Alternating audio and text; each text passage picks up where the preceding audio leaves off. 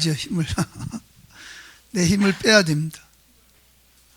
성령님하고 동행하는데 제일 방해되는 요소가 뭐예요? 나입니다. 바로 내가 하려고 하는 것 때문에 잘 안 되죠. 저희가 그 성지순례 가면 그 홍해라는 데를 갑니다. 홍해. 이제 이스라엘 나라의 지도를 보면 맨 위에 보면 헐몬산이라는 산이 있어요. 거기는 44철 눈이 내려서 그래서 눈이 녹아가지고 그 물이 흘러서 어디로 들어오죠? 네, 갈릴리 호수로 들어옵니다. 그래서 갈릴리 호수에서 물이 넘치면 어디로 가요? 요단강을 건너서 흘러서 사해바다라고, 사해바다라 그러기도 하고 홍해바다라 그래요. 붉은 바다라 그래서 홍해라고. 근데 그 사해바다는 이렇게 죽음의 바다라는 것입니다. 물고기가 살 수가 없어요. 왜 살 수가 없죠? 너무 그 염분, 그 소금기가 너무 많아요.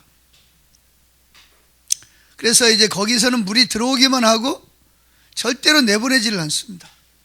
그래서 거기서 다 물이 내려오는 쪽쪽 증발이 되고, 그래서 거기서 뭐 온갖 그 진흙과 또 소금을 가지고 화장품부터 시작해서 뭐 별의별 여러 가지 많은 그런 자연식품들을 많이 만들어내죠.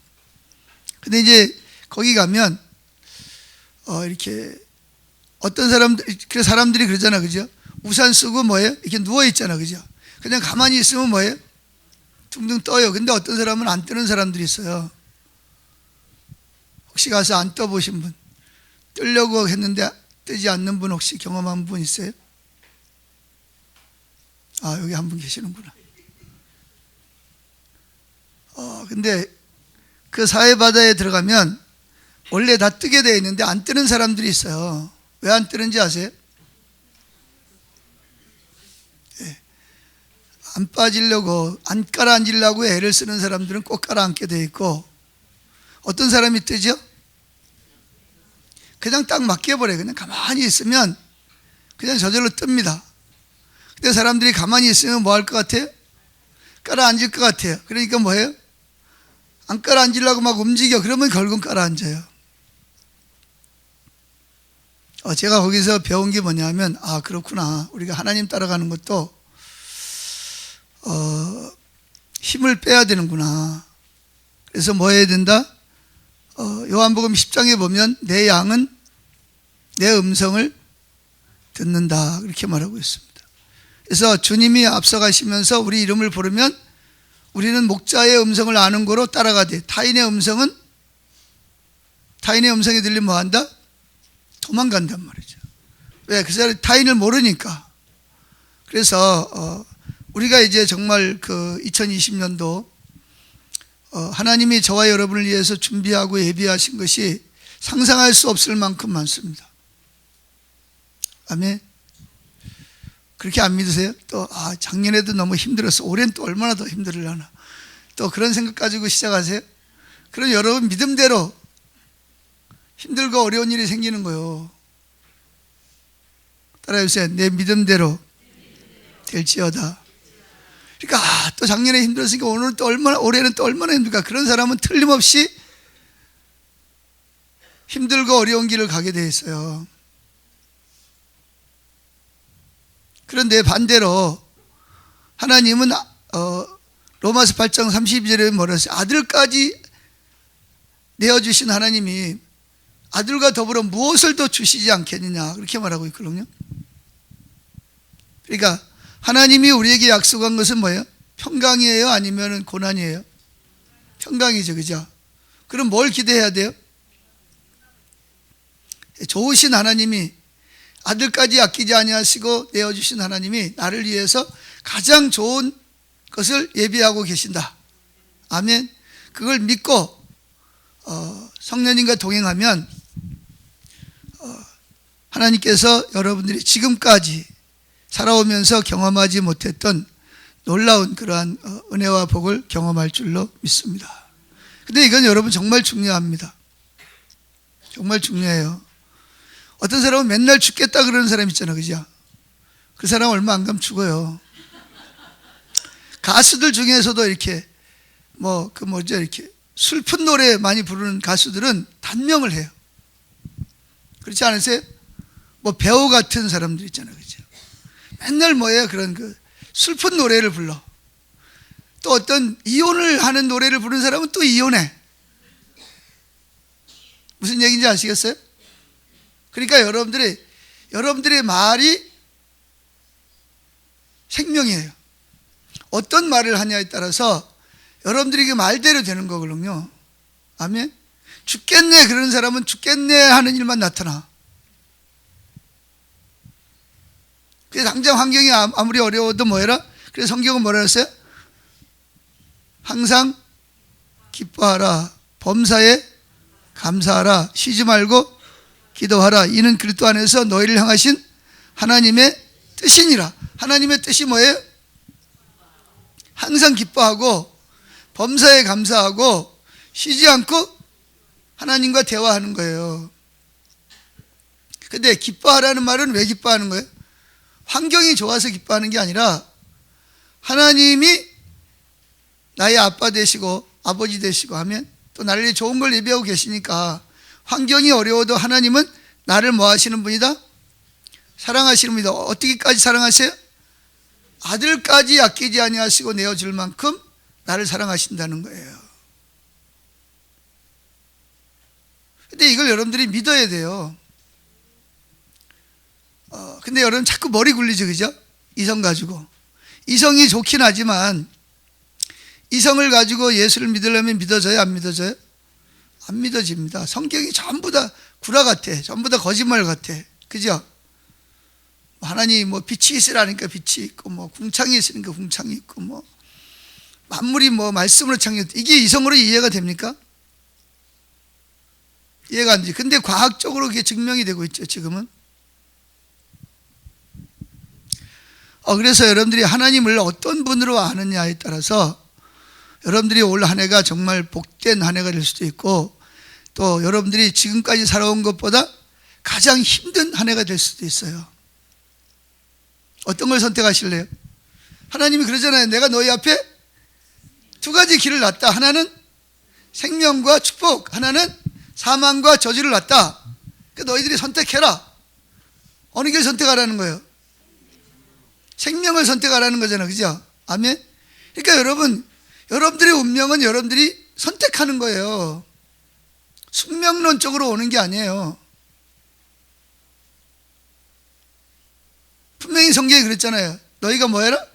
선택해라. 하나는 생명과 축복, 하나는 사망과 저주. 너희들이 선택해라. 지금까지 여러분들이 살아온 삶은 여러분이 선택한 거예요. 누가 강제로 여러분을 밀어넣은 게 아니고 여러분이 그때마다 그 길을 선택한 거예요. 아멘. 그러니까 2020년도 여러분들이 뭐 하는 거예요? 선택하는 거예요.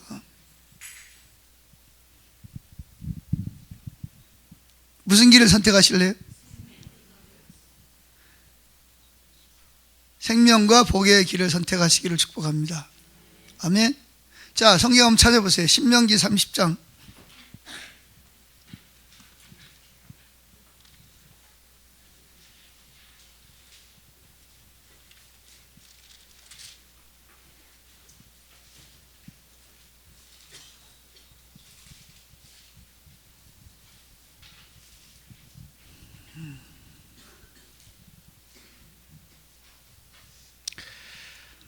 어, 15절부터 보겠습니다. 15절 시작. 보라, 내가 오늘 생명과 복과 사망과 화를 내 앞에 두었나니 곧 내가 오늘 내게 명령하여 내 하나님 여호와를 사랑하고 그 모든 길로 행하며 그의 명령과 규례와 법도를 지키라 하는 것이라. 그리하면 내가 생존하고 번성할 것이요 또 내 하나님 여호와께서 내가 가서 차지할 땅에서 내게 복을 주실 것임이니라. 그러면서 17절, 그러나 내가 만일 마음을 돌이켜 듣지 아니하고 유혹을 받아 다른 신들에게 절하고 그를 섬기면 내가 오늘 너희에게 선언하노니 너희가 반드시 망할 것이라. 너희가 요단을 건너가서 차지할 땅에서 너희의 날이 길지 못할 것이라. 19절에 또 반복해서 하는 말이 뭐예요? 내가 오늘 하늘과 땅을 불러 너희에게 증거를 삼노라.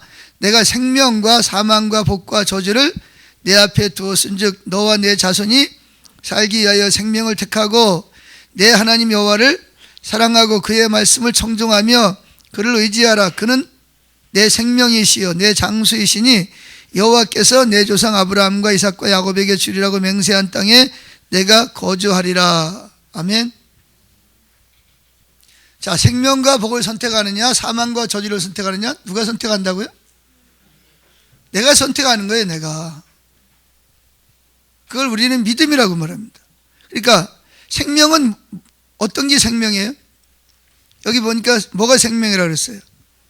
20절 내 하나님 여호와를 사랑하고 그의 말씀을 청종하며 또 그를 의지하라. 그는 내 생명이시여 내 장수이시니 그랬습니다. 하나님 그분이 뭐예요? 생명이고 그분 자신이 복이에요. 그러니까 그분을 선택하는 거죠.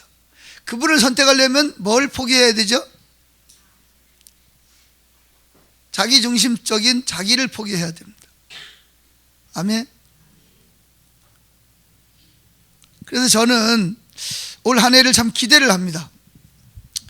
지금까지도 하나님께서 참 놀랍게 은혜를 베푸셨지만 올 한 해는 정말 기대가 됩니다. 하나님 또 어떤 일을 하시려나. 하나님께서 하실 일을 기대하고 또 있습니다. 그래서 여러분이 올 한 해 동안을 선택을 하는데 어떻게 선택하냐. 그래서 이번에 주제가 뭐죠? 성령님과 동행하는 삶입니다. 하나님은 한 분이시지만 몇 위가 계세요? 3위가 계십니다. 성부 하나님과 성자 하나님과 성령 하나님 계십니다. 성부 하나님은 어떤 일을 하시나요? 모든 일을 계획하시고, 그죠? 그래서 우리를 구속하기 위해서 누가 오셨어요? 예수님이 오셔서 구속의 사역을 마치고 뭐 하셨어요? 하늘로 승천하셨습니다. 승천하시면서 우리에게 얘들아 내가 너에게 책 한 권 주고 갈 테니까 이 책 잘 읽고 이대로 살아라 그랬나요? 뭐 했어요 그러면? 내가 가면 내가 가는 것이 아주 가는 것이 아니다. 내가 영원히 너희와 떠나지 않고 같이 있을 거다. 다시 올 것이다. 근데 뭘로 올 것이다? 내가 성령을 통해서 너희에게 와서 너희를 떠나지 아니하고 너희와 항상 함께 있겠다. 아멘. 그렇게 말씀하셔서 그죠? 그러면서 예수님이 십자가를 지기 전에 계속 집중적으로 말씀하신 게 뭐였어요? 요한복음 14장에부터 내가 가면 누가 온다? 내가 가면 보혜사 성령을 보내줄 것이다. 아멘. 그래서 그 성령이 뭐예요? 우리를 떠나지 아니하고 우리 안에 들어와서 우리와 뭐 할 것이다? 영원히 함께 할 것이다. 할렐루야. 그러면서 14장에서 보혜사는 뭐예요? 돕는 자라는 뜻이죠. 돕는 자, 우리를 도와주시는 자. 내가 어디로 가야 할지 모를 때 그분이 내 갈 길을 알려주시고, 내가 하나님이 누군지 모를 때 하나님을 알려주시고, 이제 그런 부분에 대해서 오늘 좀 구체적으로 좀 살펴볼 건데, 저는 이제 설교를 시작하면서 여러분이 정말 2020년도를 좀 기대하는 해가 되면 좋을 것 같습니다. 지금까지는 실패했더라도 올 한 해 동안은 내가 정말 생명과 복을 받는 해가 될 것이다. 그런 믿음을 가지고. 아멘. 진짜 여러분 올해 그런 기대감을 가지고 한 해 시작하셨어요? 아니면 아이고 지금까지도 그랬는데 뭐 올해라고 별일 있겠어? 대부분 그렇게 시작하죠. 아무런 기대감도 없이 하나님이 할 것을 기대도 하지도 않고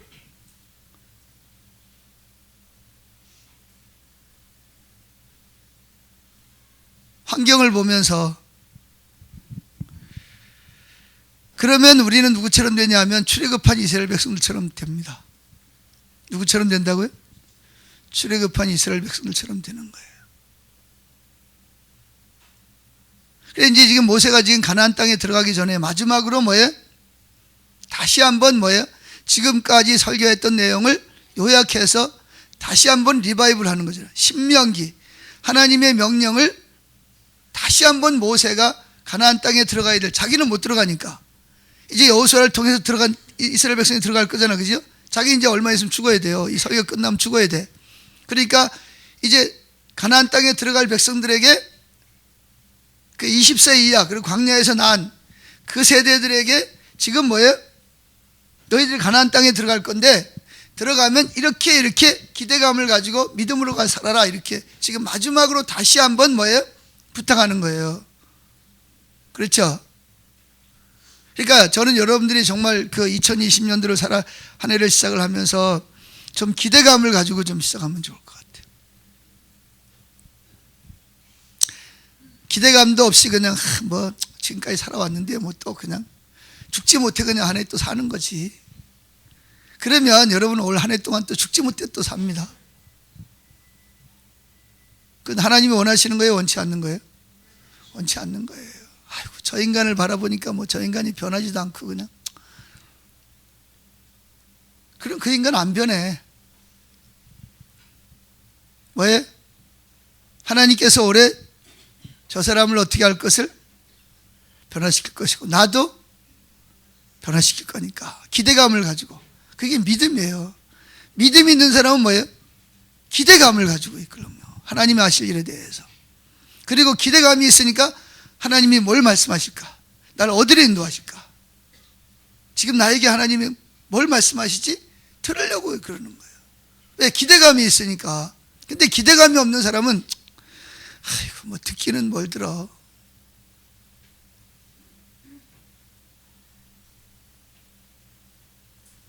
여러분 믿음대로 되는 거예요. 예수님이 그 복음서에서 많이 말씀하신 내용이 뭐예요? 내 믿음대로 될지어다 그랬거든요. 그러니까 믿음이라는 게 뭐냐? 하나님의 하실 거에 대한 기대감을 갖는 거예요. 아멘. 그래서 기대감이 갖고 있는 사람들은 하나님이 말씀하시면 뭐 할 준비가 되어 있어요? 순종할 준비가 되어 있어요. 근데 기대감이 없는 사람은요, 말씀하셔도 이게 하나님 말씀인지 아닌지 어떻게 알아? 뭐.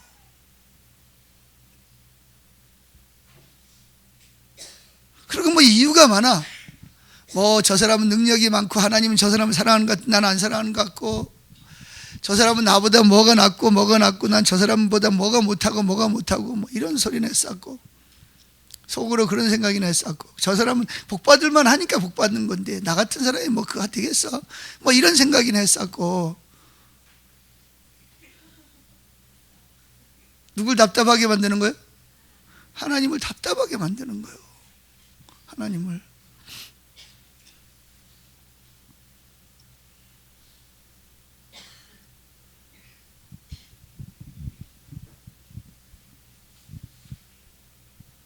그러니까 여러분 올 한 해는 정말 하나님을 기대하시기를 축복합니다. 하나님이 여러분을 위해서 놀라운 기업을 준비하고 계십니다. 아멘. 그래서 뭐하라? 항상 기뻐하라. 누구 때문에 기뻐해요? 환경이 좋아서 기뻐하는 게 아니라 하나님이 하실 것에 대한 기대감을 가지고. 아멘. 그리고 저는 이런 기대감이 있어요. 뭐냐면 하나님은 나를 사랑하시기 때문에 나한테 허락하는 일은 어떤 일이든지 나에게 가장 좋은 일을 주신다. 자, 다시 한번 정리할게요. 하나님은 나를 사랑하신다, 안 사랑하신다? 사랑하시는 증거가 뭐예요? 예? 하나님 나를 사랑하시는 증거가 뭐예요? 그렇죠. 하나님의 아들이 인간의 몸을 입고 와서 십자가에서 뭐 했어요? 죄인이 나를 위해서 죄값을 다 치르시고, 아멘, 저주를 받으시고 무덤에 내려가 있다가 나를 의롭게 하기 위해서 3일 만에 부활하시고, 그리고 성령으로 우리 안에 들어서 우리를 인치시고 우리를 도우신단 말이죠. 아멘. 그리고 하나님은 실제적으로 따지면 내가 뭘 잘해서 사랑하는 게 아니고, 아멘, 내가 뭘 사랑받을 짓을 해서 사랑하는 게 아니고, 하나님은 사랑이시기 때문에 날 사랑하는 거예요. 하나님의 성품을 잘 알아야 됩니다. 우리는 그러잖아, 그죠? 자식이 어르시면 사랑받을 짓 하는 자식이 더 사랑스럽지, 그죠? 그래, 안 그래요? 그러니까 하나님은 그렇지 않아요. 하나님은 따라합시다. 하나님은 사랑이시라. 하나님 성품 자체가 뭐예요? 사랑이십니다. 여러분들이 언제부터 여러분을 사랑하셨어요? 창세전부터 예수 그리스도 안에서 여러분을 사랑하신 거예요. 그래서 하나님은 인간을 창조할 때 누구 형상으로 창조했어요? 하나님의 형상대로 창조했잖아요. 그래서 인간 하나님의 형상대로 창조했다는 말이 무슨 말이에요? 우리는 하나님처럼 뭐예요? 영원히 살게 돼 있어요. 뭐 하게 됐다고요? 하나님 돌아가셔야 안 돌아가셔요? 우린 죽어요 안 죽어요? 여러분이 죽고 싶어도 죽을 수가 없어요. 여러분들은 영원히 살게 돼 있어요. 여러분의 영은. 아멘. 육신도 나중에 부활할 거니까. 그리고 뭐가 또 있어요? 인격이 있어요. 인격. 하나님이 인격이 있죠, 그죠? 우리에게도 인격이 있어요. 아멘. 그다음 우리 인격이 누구로부터 왔죠? 하나님으로부터 왔어요. 세 번째가 뭐예요? 우리에게 뭐가 있어요? 선택권이 있어요. 뭐가 있다고요? 선택권이, 자유, 어떤 선택할 수 있는 자유를 주셨단 말이에요. 그래서 뭐 했어요? 우리를 로봇으로 만들지 않고 하나님은 선택권이 있어요, 없어요? 있어요, 없어요? 하나님 선택권이 있잖아요. 그렇듯이 우리도 선택권을 주셨어요. 올 2020년을 살아갈 때 우리는 또 얼마나 힘들려나 그런 선택할 수도 있고, 우리는 하나님이 틀림없이 나에게 뭘 주실 것이다? 생명과 복을 주실 것이다 라고 선택하고 할 수 있어요. 아멘. 그래서 선악과를 만든 거잖아요. 선악과와 생명나무를 만들고 뭘 먹지 마라? 선악과를 먹지 말고 생명나무를 따먹고 영생하라 그랬죠, 그죠? 그래서 아담과 하와가 뭘 따먹을 걸 아시고 선악과를 따먹을 걸 알았어요, 몰랐어요? 어떻게 알죠? 하나님은 과거, 현재, 미래를 항상 현재처럼 보시기 때문에 인간들이 자유의지를 선택권을 주신 걸 가지고 뭐 할 거다? 남용을 해서 선악과를 먹을 거라는 걸 하나님은 알고, 그래서 하나님을 대적하고 하나님의 원수가 되고 사탄에게 속할 걸 알았어요. 그래서 하나님 뭘 만들었어요? 자, 서커스 하는 분들이 막 이렇게 막 위에서 막 하는데 떨어질 수 있어요, 없어요? 그래, 떨어질 걸 대비해서 무슨 일을 하죠? 밑에다가 그물을 쳐놓는단 말이에요. 그죠? 그렇듯이 하나님께서도 인간이 뭐 할 걸 아시고 잘못된 선택을 할 걸 아신 거예요. 그래서 미리 예방책을 준비했죠. 그 예방책이 뭐예요? 예수 그리스도를 인간의 몸으로 보내서 우리 죄를 대속할 것을 미리 예방책을 세우는 거예요. 아멘. 그게 뭐죠? 하나님은 뭐라는 걸 알 수 있어요? 사랑이시라는 걸 알 수 있는 거예요. 그래서 우리가 로마서 5장 6절에 보면 우리가 뭐 할 때? 미약할 때, 경건하지 않을 때 기약대로, 약속대로 예수님 우리를 위해 죽으셨다. 그 다음에 8절에 보면 뭐라 그랬어요? 우리가 뭐 되었을 때? 죄인 되었을 때 우리를 사랑하셔서 아들을 십자가에 못 박아 주심으로 하나님의 사랑을 뭐 했다? 확실히 증명해 보였다. 10절은 뭐라 그랬어요? 우리가 하나님께 원수 되었을 때 예수님이 화목제물이 되심으로 하나님과 우리를 뭐하게 하셨다? 화목하게 하셨다는 거예요. 할렐루야. 그게 뭘 말하죠? 이미 하나님이 우리를 사랑하시는 것은 십자가에서 다 증명을 해 보인 거예요. 그래서 헨리 블리카이 목사님이 그런 이야기를 하잖아요. 하나님을 경험하는 삶이라는 책에서 보면 아들 둘에다가 딸이 하나 있는데 그 딸이 이름이 캐리입니다. 캐리. 근데 그 아이가 대학생이 1학년 됐는데 암이 걸렸어요.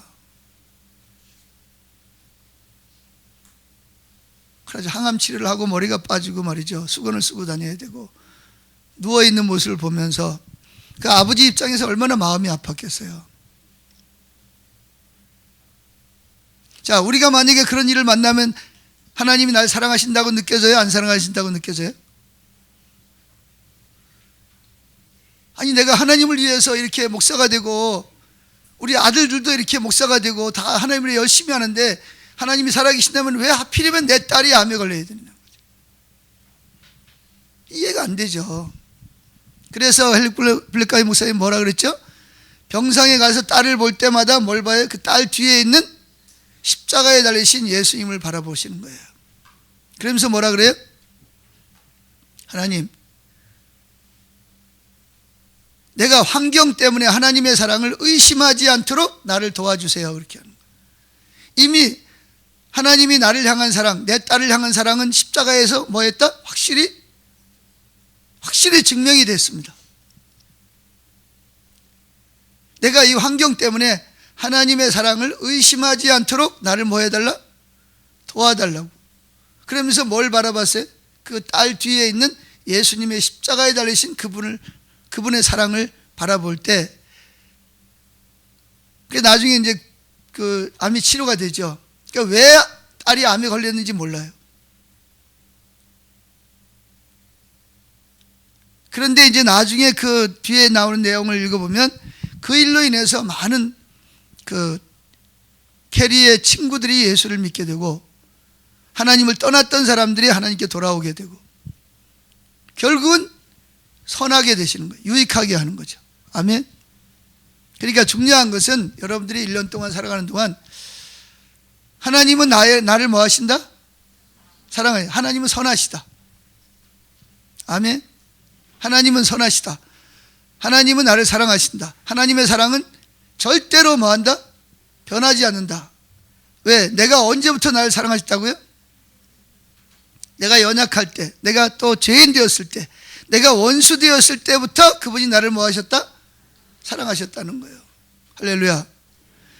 여러분, 이 1년 동안 살아가는 동안 여러분 앞에 이런저런 환경이 많이 오죠. 이미 지금도 내가 원하는 대로 되지 않고 원치 않는 일이 일어날 수도 있어요. 그럴지라도 분명히 여러분들이 기억할 것은 하나님은 선하신 분이다. 하나님 뭐 하신 분이다? 선하신 분이다. 나는 하나님 앞에 뭐 한 사람이다? 사랑받는 사람. 근데 여러분들이 한 가지 또 여기서 넘어지는 이유 중에 하나가 뭐냐면 내가 사랑받을 짓을 해야 사랑을 받지. 이 또 자기 생각이 또 들어가는 거예요. 사단이 또 거짓말을 또 집어넣는 거죠.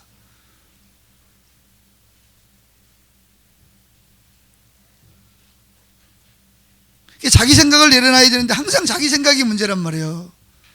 내가 뭐 해야 사랑받지? 사랑받을 짓을 해야 사랑받지. 이게 성경적이에요? 비성경적이에요? 아시긴 아시네. 근데 이게 너무 굳어가지고 딱 가치관 속에 딱 이게 박혀 있어요. 그래서 뭔가 복을 받는 사람은 저 사람은 복 받을 짓을 해가지고 복을 받고 나는 복 받을 짓을 못해서 생명이 없다라고 생각하는 거예요.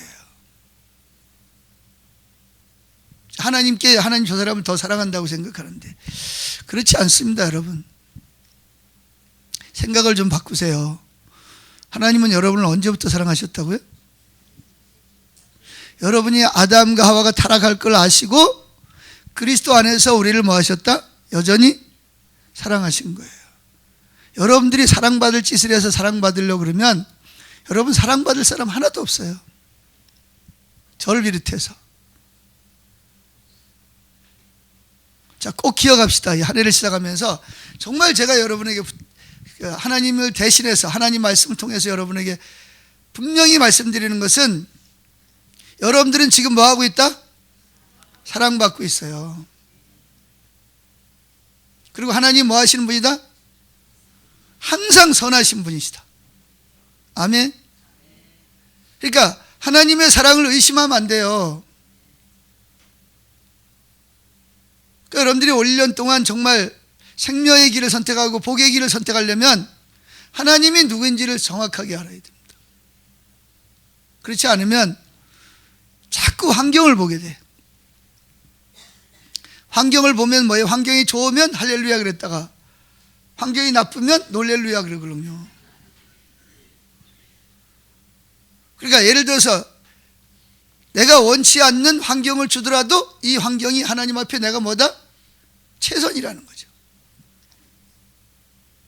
사도 바울도 그런 이야기를 했잖아요. 그 고난을 많이 받았는데 고난받는 하나님이 자기에게 고난을 주신 이유가 뭐였다?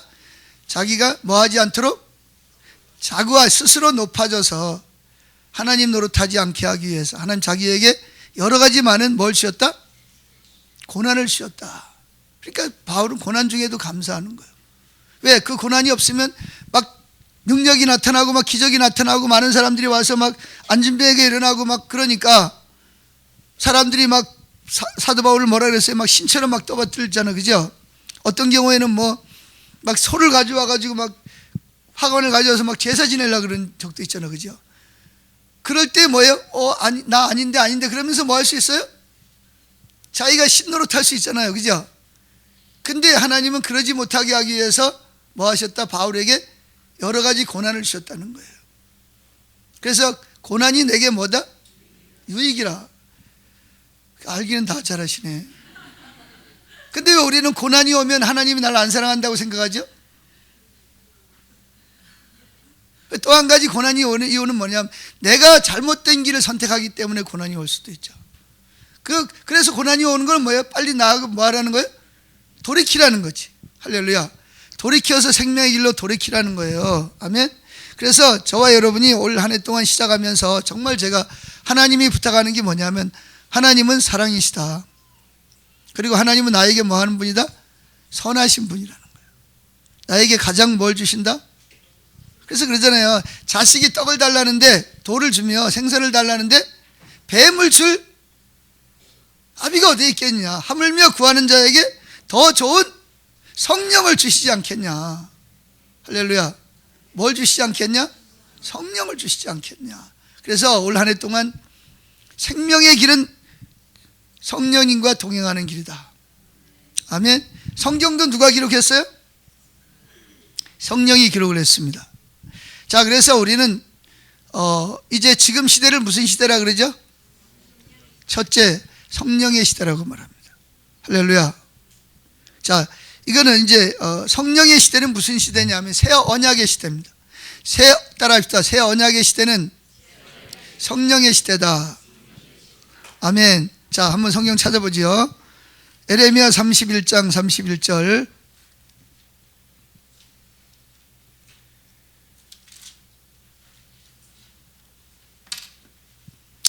에레미야 31장 31절부터 34절까지 읽어보겠습니다.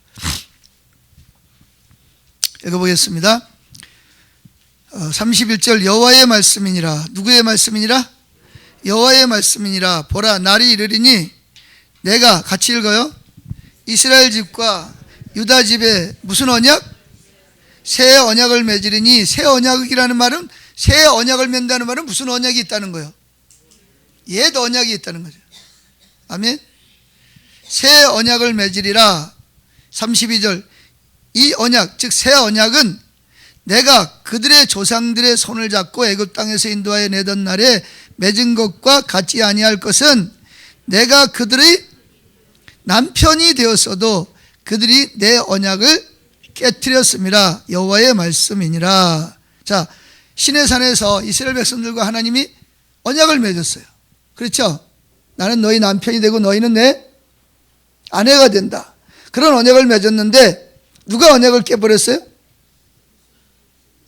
그들이, 이스라엘 백성들이 내 언약을, 서로 언약을 맺은 걸 깨트렸단 말이에요.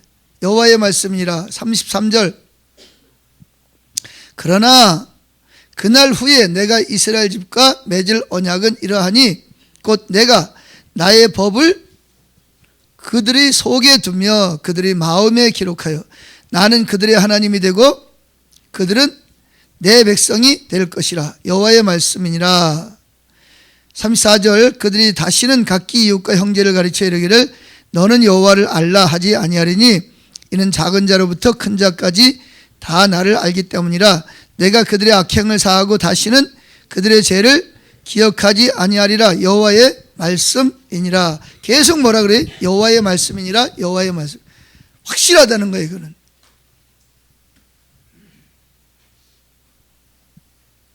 자, 여기 보면 언약이 두 개가 있죠, 그죠? 구약이 있고 신약이 있어요. 구약은 옛 언약, 신약. 근데 구약을 어떻게 했어요? 사람들이 구약을 깨트려버렸어요. 언약을 깨트려버렸어요. 그래서 다 어디 아래에 있어요? 다 버림받아야 되고 원수가 됐어요. 그런데 하나님은 우리를 뭐 하셨어요? 사랑하셨어요.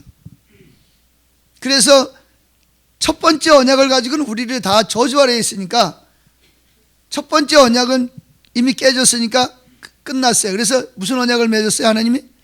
우리를 다시 회복시키기 위해서 두 번째 새 언약을 맺으신 거예요. 두 번째 새 언약을 맺은 게 뭐죠? 새 언약이 뭐예요? 하나님이 우리 속에 들어오시겠다는 거예요. 전에는 처음에는 어디다 율법을 새겼어요? 돌에다가 새겼는데, 근데 이거 어떻게 했어요? 우리가 이 돌에 새긴 율법을 지킬 수 있어요? 없어요?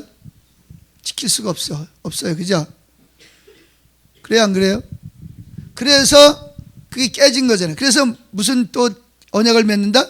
새 언약을 맺는데, 새 언약은 어떤 언약이에요? 마음에다가, 그러니까 처음엔 돌에다가 하나님의 법을 새겼는데, 이제는 어디다 새긴다? 새 언약은 돌에다가 새기는 것이 아니라 우리 마음에다가 언약을 새기겠다. 그래서 하나님을 알 필요가 없어요. 왜? 내 안에 계시는 성령님이 하나님을 알게 할 것이다. 그런 얘기입니다. 여기 마음에다가 언약을 새긴다는 말은 무슨 말이에요? 마음에다가 언약을 새긴다는 말이 무슨 말이에요? 성령을 우리 속에 주시겠다는 겁니다. 뭘 주시겠다고요? 자, 구약시대의 성령의 역사는 어떻게 했냐면, 만약에 이렇게 여기가 한 무리가 있다면 이 중에 뭐예요? 어떤 특정한 사람에게만 성령이 머물렀어요. 그렇죠? 그래요, 안 그래요? 그랬는데 신약시대에는 예수를 믿는 모든 육체에 뭐예요? 성령을 부어주시는 거예요. 어린아이는 어린아이대로, 어른은 어른대로, 노인은 노인대로 성령이 우리 속에 뭐예요? 들어와서 마음에다가 뭘 새겨요? 하나님의 법을 새긴단 말이에요. 그 말은 무슨 말이냐? 새 언약의 특징이 뭐냐면 성령 하나님이 우리 속에 뭐예요? 들어와 계신다는 거예요. 누가 들어와 계신다고요? 성령이 우리 안에 들어와 계시는 것이 새 언약의 가장 중요한 특징이에요. 그렇죠? 맞아요. 아멘 하세요. 자, 여기 잘 보세요. 33절. 그러나 그날 후에 내가 이스라엘 집과 맺을 언약은 이러하니 곧 내가 나의 법을 그들의 어디에 두며? 속에 두며 그들의 어디에? 마음에 기록하여 나는 그들의 하나님이 되고 그들은 내 백성이 될 것이라. 여호와의 말씀이니라. 그러면서 뭐라 해요? 34절. 그들이 다시는 각기 이웃과 형제를 가르쳐 이르기를 너는 여호와를 알라 하지 아니하리니 이는 작은 자로부터 큰 자까지 다 나를 어떻게 알아요? 성령이 내 안에 들어오셔서 하나님이 누군지를 알게 하시겠단 말이에요. 자, 이 언약이 어디서 성취된 것을 말하고 있냐 하면 고린도후서 찾아봅시다. 1장 21절. 자, 고린도후서 1장 21절부터 22절까지 찾았습니까? 자, 여기 이제 새 언약의 특징이 고린도후서 1장 21절 22절에 성취되었음을 사도 바울이 말하고 있는 걸 볼 수가 있습니다. 읽어봅시다. 21절. 우리를 너희와 함께 그리스도 안에서 굳건하게 하시고 우리에게 기름을 부으신 이는 하나님이시니 그가 또한 우리에게 인치시고 보증으로 우리 마음에 성령을 주셨느니라. 기름은 뭐예요? 기름. 성령을 기름 부음이라 그래요. 성령을. 아멘. 특별히 성령의 어떤 능력, 은혜를 기름 부음이라 그러는데 22절. 그가 또한 우리에게 뭐 하시고? 인치시고. 인쳤다는 것을 뭐예요? 너는 내 거야. 너는 내 사랑하는 자녀가 됐어. 그거를 뭐예요? 보증하셔야 돼. 보증으로 뭘 주셨다? 성령을 우리에게 주신 거예요. 그래서 여러분들이 구원받았는지 안 받았는지를 어떻게 알죠? 성령이 내 영으로 더불어 증거를 해요. 누가 증명을 한다고요? 여러분이 지식적으로 이해가 안 될지 모르지만 성령이 여러분 영으로 내가 하나님의 자녀인 것을 뭐예요? 증명해 보이는 거예요.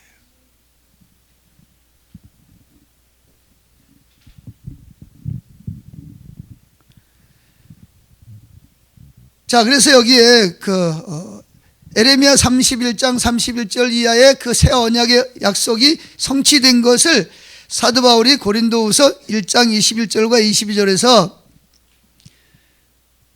여기 보면 우리를 너희와 함께 그리스도 안에서 예수 안에서 굳건하게 하시고 우리에게 기름을 부으신 이는 즉 성령을 주신 이는 누구니? 하나님이시니 하나님이 이 에레미야 31장에서 새 언약을 이루겠다가 약속하신 대로 성령을 우리에게 뭐 하셨다? 부으셨다, 주셨다는 거예요. 22절 그가 또한 우리에게 인치시고 인치인다는 말은 뭐예요? 택했다는 말이에요. 우리를 하나님이 부르셨다는 거죠. 인치시고 인쳤다는 걸 어떻게 알아요? 보증으로 우리 마음에 성령을 주셨느니라. 아멘. 성령을 주신 거예요. 그래서 이 새 언약의 특징을 다른 말로 말하면 뭐라고 말할 수 있냐? 고린도후서 3장 6절을 한번 보세요. 고린도후서 3장 6절, 고린도후서 3장 6절. 그 새 언약의 특징, 즉 신약의 특징을 뭐라고 말하고 있냐? 이렇게 말하고 있죠. 그가 또한 우리를 새 언약의 일꾼 되기에 만족하셨으니 율법 조문으로 즉 옛 언약으로 하지 아니하시고 오직 영으로 함이니 율법 조문은 죽이는 것이요 영은 살리는 것이니라. 자, 여기서 말하는 영은 뭐예요? 영은요 이게 그 중성으로 나와 있어요. 헬라어에 보면 이 헬라어에는 남성, 여성, 중성이 되어 있는데 이 영이라는 말을 쓸 때는 대부분이 중성으로 나옵니다. 그래서 이게 성령을 말하는지 사람의 영을 말하는지 악한 영을 말하는지를 분별해야 돼요. 그거 어떻게 분별하냐? 앞뒤 문맥을 통해서 이걸 분별해야 됩니다. 그래서 이 대부분이 영어 성경 같은 데서 보면 대부분이 다 이걸 성령으로 번역을 하고 있어요. 근데 우리나라에서 언어에서만 그냥 영이라고 그랬어요. 이게 원래 성령이 맞습니다. 아멘. 자, 새 언약의 특징이 뭐라고요? 영으로 하는 거지. 영. 성령의 시대. 율법 조문은 우리를 뭐 하는 것이요? 율법 조문은 뭐예요? 옛 언약. 우리가 옛 언약 자체가 나쁜 건 아니죠. 그죠? 문제는 뭐가 문제예요? 우리가 옛 언약을 지킬 수 있는 자원이 없어서 율법이 우리를 죽이는 것이 되어버렸어요. 아멘. 그래서 우리는 율법을 가지고는 의롭다함을 얻을 수가 없어요. 다 죄인이기 때문에. 그래서 하나님이 무슨 언약을 맺었어요? 새 언약의 특징이 뭐라고요? 우리를 택하시고 인치신 그 증거로 우리 안에 뭘 주셨다? 성령 하나님이 우리 속에 들어와 계시는 거예요. 성령님은 어떤 기운이나 힘이 아니라 그분은 성부 성자와 똑같은 인격을 가지고 있습니다. 아주 성령님은 예민하십니다. 그래서 여러분들이 성령님을 인정하고 환영하고 기뻐하고 성령님과 교제하고 순종하면 성령이 여러분 속에서 더 많이 역사를 하고 성령을 여러분들이 근심시키거나 성령을 무시하거나 멸시하면 성령은 여러분 속에서 와 계시지만 역사하지 않습니다. 그러니까 성령이 안 와 계신 것처럼. 그러니까 여러분들이 속에서 왜 성령 하나님이 와 계시는데 성령 하나님이 안 와 계신 것 같은 삶을 사냐? 그 여러분들이 성령님에 대해서 인격적으로 그분을 대화하지 않기 때문에 그렇습니다. 이거 우리 회개해야 됩니다.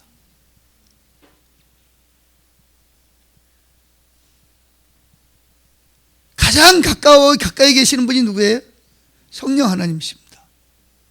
왜? 분명히 성령으로 인치시고 그 보증으로 성령을 우리 안에 주셨거든요. 아멘. 그런데 우리는 그분을 뭐예요? 인정하지 않아요. 그분을 하나님으로 인정하지 않는다고. 인격적으로 인정하지 않아요. 어떤 기운이나 어떤 힘이나 어떤 능력으로만 인정을 해요. 그분은 정말 아주 굉장한 인격을 가지고 계세요. 아주 굉장히 감정적이고요. 아주 예민하신 분입니다, 여러분. 성령 하나님은.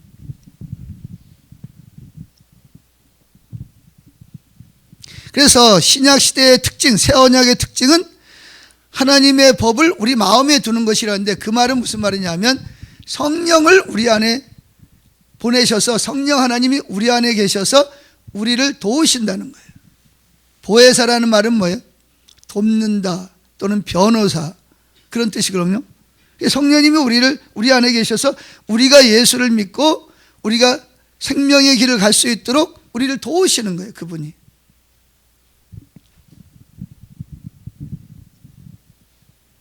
아멘. 자, 그래서 새 언약의 특징, 그 다음에 신약의 특징은 성령의 역사라는 거죠. 성령의 역사.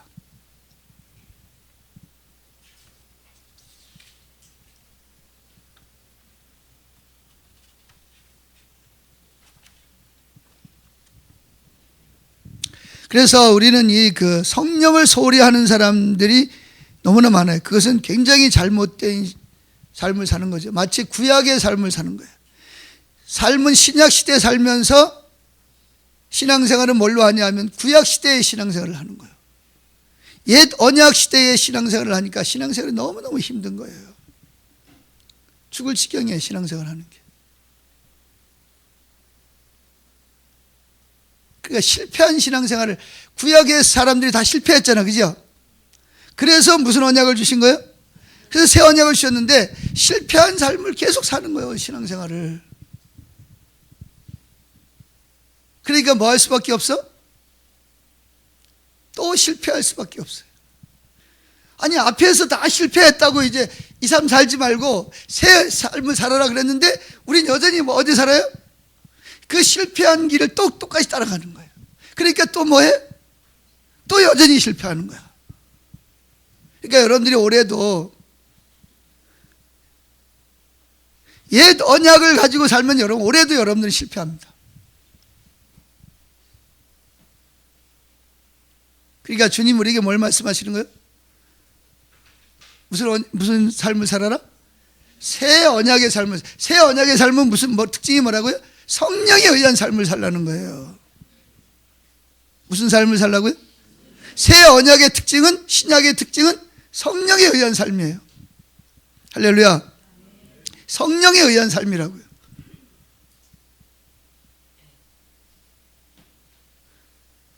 성령을 신뢰하지 않는 사람은 여전히 무슨 삶을 사는 거예요? 신앙생활을 해도 옛 언약, 구약적 신앙생활을 하는 거예요.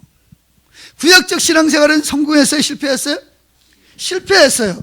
그런데 왜 우리는 그 실패한 걸 알면서도 여전히 구약적 삶을 살려고 하냐 말이에요. 그러니까 신앙생활하는 것도 힘들고 죽을 지경이고 늘 속에는 그냥 부글부글 끓고 하나님에 대한 원망, 낙심, 절망, 해도 안 된다 뭐 이런 소리는 했었고,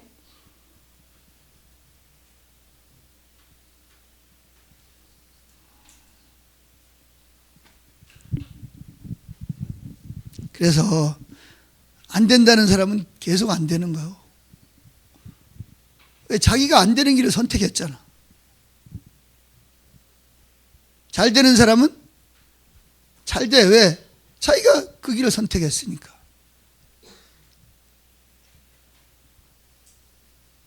자, 꼭 기억합시다. 지금 시대는 무슨 시대다? 새 언약의 시대다. 아멘? 옛 언약 시대는 끝났다. 그래서 실패했기 때문에 새 언약을 맺었다. 새 언약 시대의 특징은 뭐다? 성령의 시대다. 따라합시다. 성령의 시대다. 이거 여러분 오늘 하루 종일 강조를 해도 부족한 거예요. 꼭 머릿속에다 기억하세요. 우리는 무슨 시대에 살고 있다? 성령의 시대. 왜? 옛 언약은 율법의 시대는 뭐했다? 실패했다. 그래서 하나님이 우리에게 무슨 언약을? 새 언약을 주셨는데 새 언약의 시대의 특징은 뭐다? 성령의 시대다. 할렐루야. 성령은 누구라고요? 삼위일체 하나님. 그분은 아주 인격체이십니다. 우리는 그분을 뭐 해야 돼요? 인정해드리고 그분을 환영하고 그분을 기뻐해야 됩니다. 그럼 그분은 더 많이 역사를 하셔. 근데 우리가 그분을 무시하고 그분을 깔아뭉개면 그분은 잠잠해요. 그래, 네 맘대로 한번 살아봐. 막 사회 바닥에 가지고 가만히 있으면 뜨는데 자기가 막 하겠다고 막 그럼 뭐라 힘 좀 빼 좀 그러잖아. 힘 좀 빼. 좀 가만히 있어 그러면 돼. 그러면 또 근데 그걸 못 믿는 거야. 자기가 뭔가를 해야 된다고 생각하는. 우리는 해야죠. 뭐래요? 성령을 환영하고 성령을 기뻐하고 그분 말씀하시면 순종할 자세를 가지고 있다가 그분 말씀하시면 그대로 하면 돼. 그러기 전에는 그냥 기다려요. 좀 잠잠히 좀 기다려라는 거죠. 그분을 인정해드리고 제일 중요한 게 뭐냐면 옛 언약 시대는 율법의 시대, 돌에다가 새겨놓은 거고 새 언약, 그래서 그 실패했고 새 언약의 시대는 특징이 뭐라고요? 하나님의 영을 어디에 두셔서? 우리 안에 두셔서 뭐 하신다? 우리로 하나님 누군지 알게 하시고 그분의 지혜와 그분의 능력으로 그분의 인도를 따라 살게 하신다는 거예요. 아멘. 자, 꼭 기억하세요. 올 한 해 동안 살아가는 동안 여러분 꼭 기억할 것은 지금 우리 시대는 무슨 시대다? 성령의 시대다. 할렐루야. 성령이 어디 와 계신다? 여러분들이 구원받았다면 여러분 안에는 누가 와 계세요? 성령이 와 계세요. 여러분 구원받은지 안 받은지 어떻게 알아요? 성령이 와서 계시면 구원받은 거고 성령이 안 와 계시면 아직 여러분 구원 못 받은 거예요. 앞으로 구원받아야 될 분들입니다. 뭐 절망할 필요 없어요. 구원받으면 되니까. 아멘. 자, 그래서 두 번째, 이 성령님은 우리에게 있어도 되고 없어도 되는 게 아닙니다, 여러분. 신약시대의 특징이, 새 언약의 특징이 성령이기 때문에 성령님이 오시지 않으면, 즉 성령님과 교제 없이는 우리는 신앙생활 할 수 있다 없다? 없습니다, 여러분. 그러니까 많은 사람들이 성령을 무시하고 자꾸 옛 언약을, 실패한 언약을 자꾸 붙잡고 있는 거예요. 그러니까 뭐 할 수밖에 없어요? 또 실패할 수밖에 없지.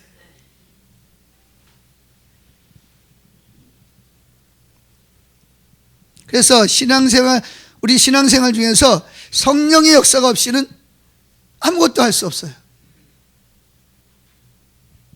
따라해보세요. 성령의 역사가 없이는 아무것도 할 수 없다. 여기서 아무것도 할 수 없다는, 하나님과 관계는 아무것도 가질 수 없다는 거예요. 죄 짓고 뭐 그런 건 여러분들이 성령의 역사가 없어도 얼마든지 할 수가 있지. 그런데 하나님의 뜻을 이루거나 하나님의 생명을 누리거나 하나님의 인도를 따라가는 이런 생명이 있고 복이 있는 일은 절대로 할 수 없다는 거예요. 누가 없이는? 왜? 지금 무슨 시대이기 때문에? 새 언약의 시대고, 새 언약 시대의 특징은 성령의 시대이기 때문에.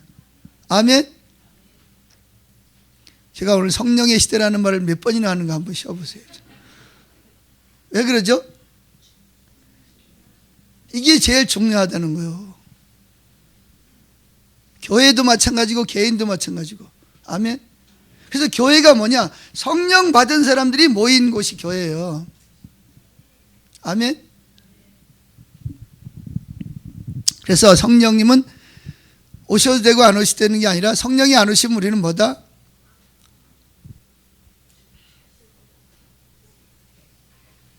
우린 지금까지 몇 가지 말씀드리면, 성령이 오시지 않으면 구원도 못 받습니다. 구원을 위해서도 뭐가 필수해요? 성령님 필수입니다. 아멘. 자, 요한복음 3장 5절. 뭐라 했어요? 여러분들이 잘 알죠? 니고데모가 예수님에게 묻습니다.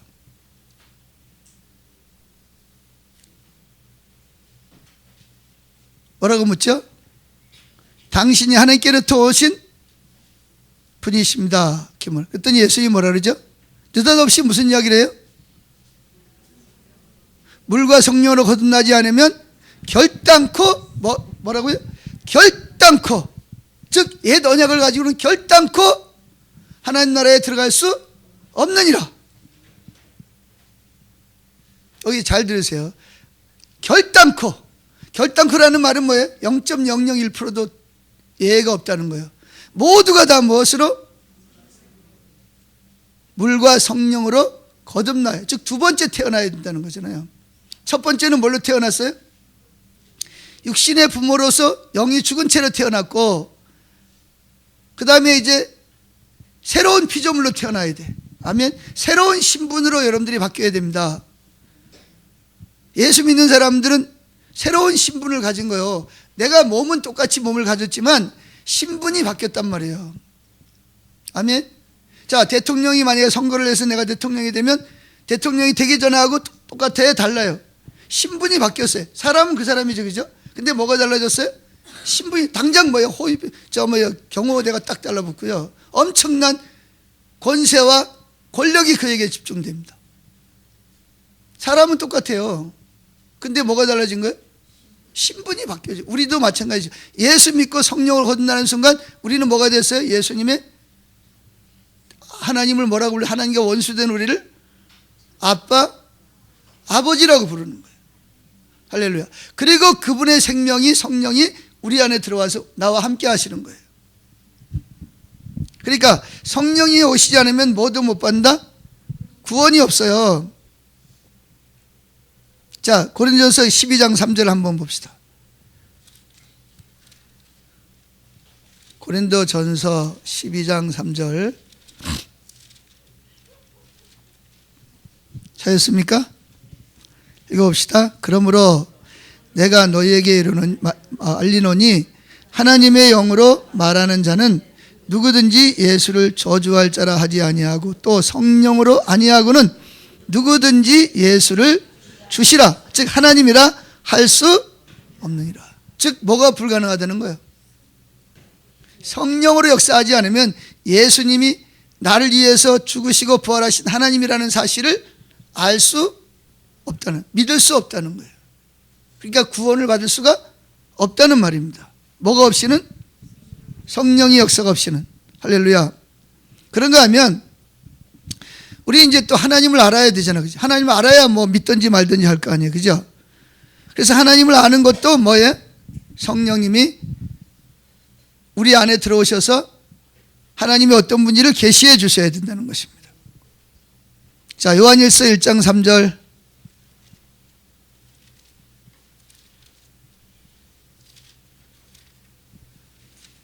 요한일서 1장 3절 읽어보겠습니다.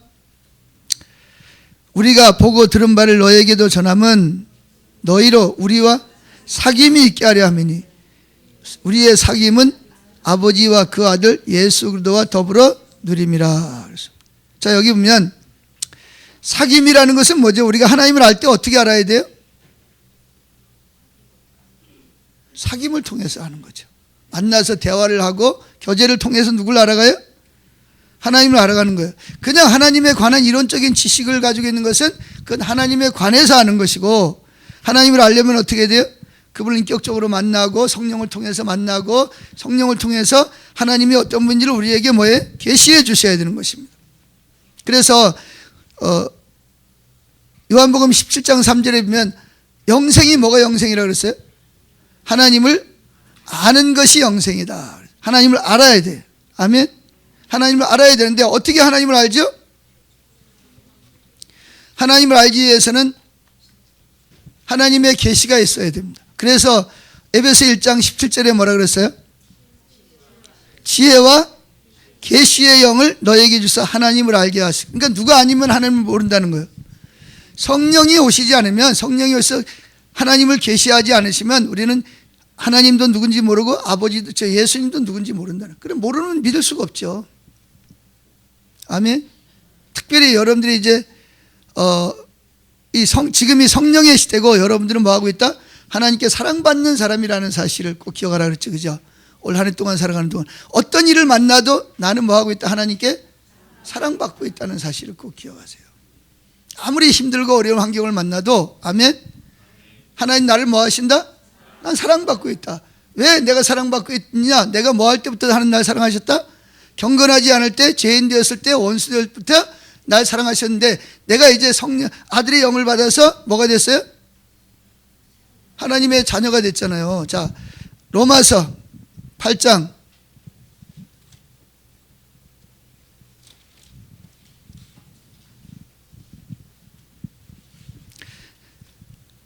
31절부터 읽어보겠습니다.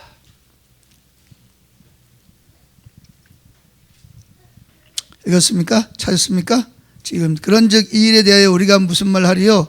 만일 하나님이 우리를 이해하시면 누가 우리를 대적하리요? 32절 자기 아들을 아끼지 아니하시고 우리 모든 사람을 위하여 내주신 이가 어찌 그 아들과 함께 모든 것을 우리에게 주시지 아니하겠느냐? 누가 능히 하나님께서 택하신 자들을 고발하리요? 그랬습니다. 자, 그러면서 여러분들이 이 말을 꼭 기억해야 됩니다. 38절, 내가 뭐 하노니? 확신하노니 사망이나 생명이나 천사들이나 권세자들이나 현재일이나 장래일이나 능력이나 높음이나 깊음이나 다른 어떤 피조물이라도 우리를 우리 주 그리스도 예수 안에 있는 하나님의 사랑에서 끊을 수 없느니라. 하나님은 말씀하신 그대로의 하나님이심을 믿으시기를 축복합니다. 뭐라고요? 하나님의 사랑에서 우리를 끊을 자가 있다 없다? 없다는 거예요. 근데 왜 여러분들은 하나님께 사랑받는다고 생각을 안 하세요? 예? 하나님은 이렇게 우리를 사랑하신다고 이렇게 말하고 있는데 우리는 왜 하나님의 사랑받고 있다고 잘 안 느끼냐고요. 사랑받고 있다고 느끼려면 뭐 해야 돼요? 성령님이 우리 안에서 역사를 하셔야 됩니다. 아멘. 근데 우리는 성령님을 민감하게 예민하게 그분을 인정하고 기뻐하고 환영하지 않기 때문에 그분이 우리 속에서 많이 역사를 안 하니까 꼭 내가 어떤 데 하나님께 버림받은 것 같아. 난 죄를 많이 지어가지고 하나님이 버린 것 같고 안 사랑하는 것 같아. 그렇다면 여러분들은 지금 누굴 안 믿는 거예요? 하나님이 사랑하셔서 아들을 십자가에 내서 우리 죄값을 대신 치는 걸 여러분들이 안 믿는 거예요. 지금 입으로는 주여 주여 할지 몰라도 실제로는 안 믿는 거예요. 예수님을.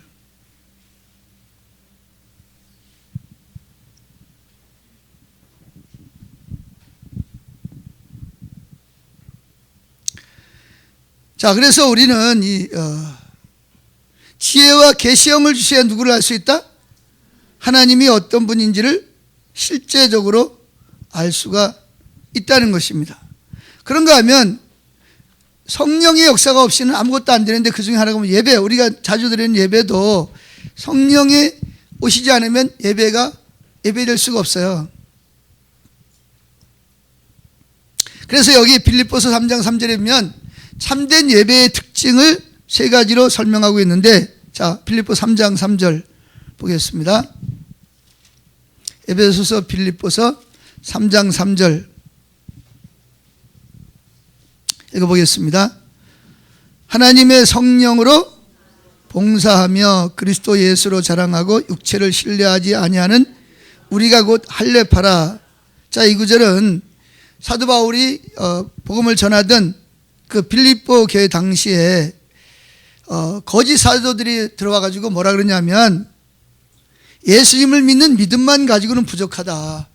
그러니까 예수도 믿어야 되고 뭐도 할례도 받아야 되고 율법도 지켜야 뭐한다? 구원을 받을 수 있다. 이렇게 거짓 교사들이 들어와서 가르쳤어요. 그러니까 여기에 대항해서 바울이 이렇게 말합니다. 예수님과 할례 등과 같은 육신을 동시에 의지하면 그것은 실제로 뭘 의지하는 거다? 예수를 의지하는 게 아니고 육신을 의지하는 거다. 그러니까 뭐 구원을 못 받는다 이렇게 말하고 있습니다. 그래서 여기서 말하면 세 가지를 말하죠. 그죠? 특징이 첫째, 성령으로 봉사하며 그랬는데 이 성령으로 봉사한다는 말, 우리나라 말에는 봉사한다 그랬어요. 근데 이게 사실은 그 헬라어 언어에 보면 라트리온 테스라는 말이거든요. 봉사한다는 말이. 이 봉사한다는 말이 무슨 말이냐면 이게 서비스한다. 즉 누구에게 서비스한다? 하나님께 서비스. 다른 말로 말하면 예배한다는 말로 번역을 해야 옳습니다. 그러니까 여기 보면 참된 성도의 세 가지 특징을 뭐라고? 첫째는 성령으로 예배하는 것. 즉 성령을 따라서 예배하는 것. 두 번째, 그리스도 예수로 자랑하는 사람. 세 번째는 육체를 신뢰하지 아니하는 사람이 참된 뭐예요? 할례파라는 거죠. 참된 그리스도인이라는 거예요. 근데 여기 중요한 것은 이 중요한 성경에서 성령으로 봉사한다는 말은 성령으로 봉사한다는 말의 의미는 성령을 따라서 예배해야 된다는 것입니다. 그래서 예배도 누가 오셔야 돼요? 성령이 오셔야만 예배가 예배될 수 있다는 것이죠. 그래서 성령으로 예배하는 것이 참다운 성도의 핵심적인 그런 내용이라는 것을 말하고 있습니다. 그래서 결국은 예배는 성령께서 주신 것을 가지고 하나님께 예배를 드리는 거예요. 아멘. 그래서 에이든 토저가 이렇게 말하고 있습니다. 성령이 함께 하시지 않으면 참 예배가 불가능하다. 누가 함께 하지 않으면? 성령이 함께 하시지 않으면 참된 예배가 뭐라고요? 불가능하다. 우리가 하나님이신 예수를 통하여 하나님께 참된 예배를 드리려면 우리 안에는 반드시 하나님의 성령이 활동하셔야 한다. 그러므로 예배는 하나님으로부터 시작하여 우리에게 찾아와 마치 거울에 반사되듯이 다시 그분에게 돌아간다. 하나님은 이런 예배가 아닌 다른 예배를 받지 않으신다. 그러면서 이렇게 말합니다. 성령님을 구속으로 몰아넣고 그분에게 주의를 기울이지 않고 그분의 감동의 불을 끄고 그분의 인도에 저항하면서 하나님이 받으실 만한 예배를 드리겠다는 생각은 반드시 교정되어야 할 이단이다. 그렇게 말하고 있습니다. 뭐가 이단이라고요? 성령님의 인도 없이 예배하는 것 자체가 이단이라는 거예요.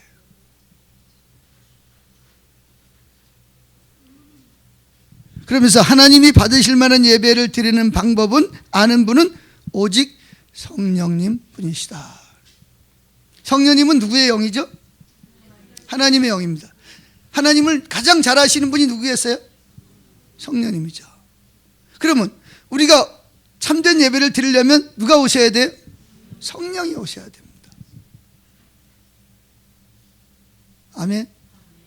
성령이 오셔야 그 예배가 하나님이 원하시는 예배, 기뻐하시는 예배, 참된 예배가 될 수 있다는 거예요. 근데 만약에 이분의 말에 의하면 성령을 구속으로 몰아넣고, 즉 성령을 인정하지 않고 자기들이 사람들끼리 모여서 하나님 기뻐하시는 예배를 드리려고 하는 것 자체가 뭐라고요? 그게 바로 이단이라는 거예요. 이단이라는 그만큼 잘못됐다는 거죠. 예배가 잘못됐다는 거예요. 그런 예배는 하나님 받지 않으신다는 거죠.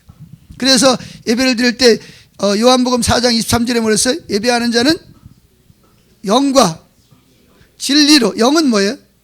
성령으로.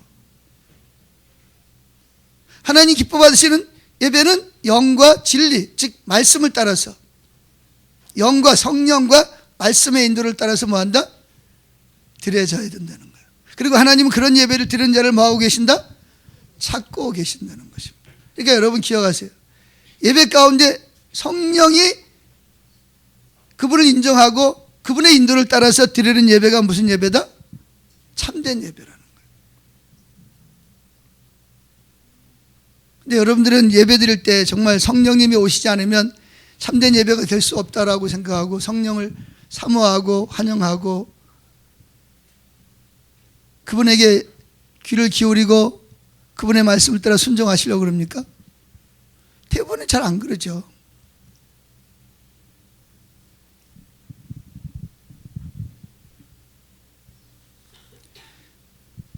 그래서 영국의 마틴 로이드 존스 목사님도 참된 예배와 형식적인 예배 차이에 대해서 이렇게 설명하고 있죠. 예배의 형태가 형식적이 될 때 성령께서는 덜 나타나시며 여러분은 신약으로부터 더 멀어지게 된다는 것을 언제나 볼 수 있을 것입니다. 신약의 교회, 즉 새 언약의 교회의 매우 중요한 특징은 자발성, 생명력, 생생한 활력이 있습니다. 그리고 성령과 그 가마력에서 멀어지게 되면 모든 것이 형식적이 되어 버립니다. 그래서 예배의 여러 형식을 갖게 되는 것입니다. 침체기에 빠진 교회는 예배 의식에 있어서 보다 더 형식적이며 예배 형식을 채용하여 공기도서나 의식서로 돌아가는 경향을 띈다는 것을 알게 될 것입니다. 이 모든 것은 형식적인 종교의 한 부분, 종교, 다른 종교하고 똑같다는 거죠. 하나님은 살아계신 인격체인데 살아계신 인격체가 아닌 그러한 예배들은, 예를 들면 뭐 제사 지내는 거 보세요. 제사 지내잖아요. 그죠? 저에 뭐 붙여야 돼? 이거 뭐라지? 그걸 뭐라 그래? 예? 지방 또 써가지고 국도 또 놓는 자리가 따로 있어. 그죠? 숟갈도 또 어떻게 놔야 돼? 이거 잘못 놓으면 난리 나는 거야, 이게. 그래가지고 어디는 꽃감을 놓고 어디는 배를 놓고 뭐 어디는 밥은 뭐 어떻게 놓고 숟갈은 어떻게 놓고 뭐 다 규칙이 있어.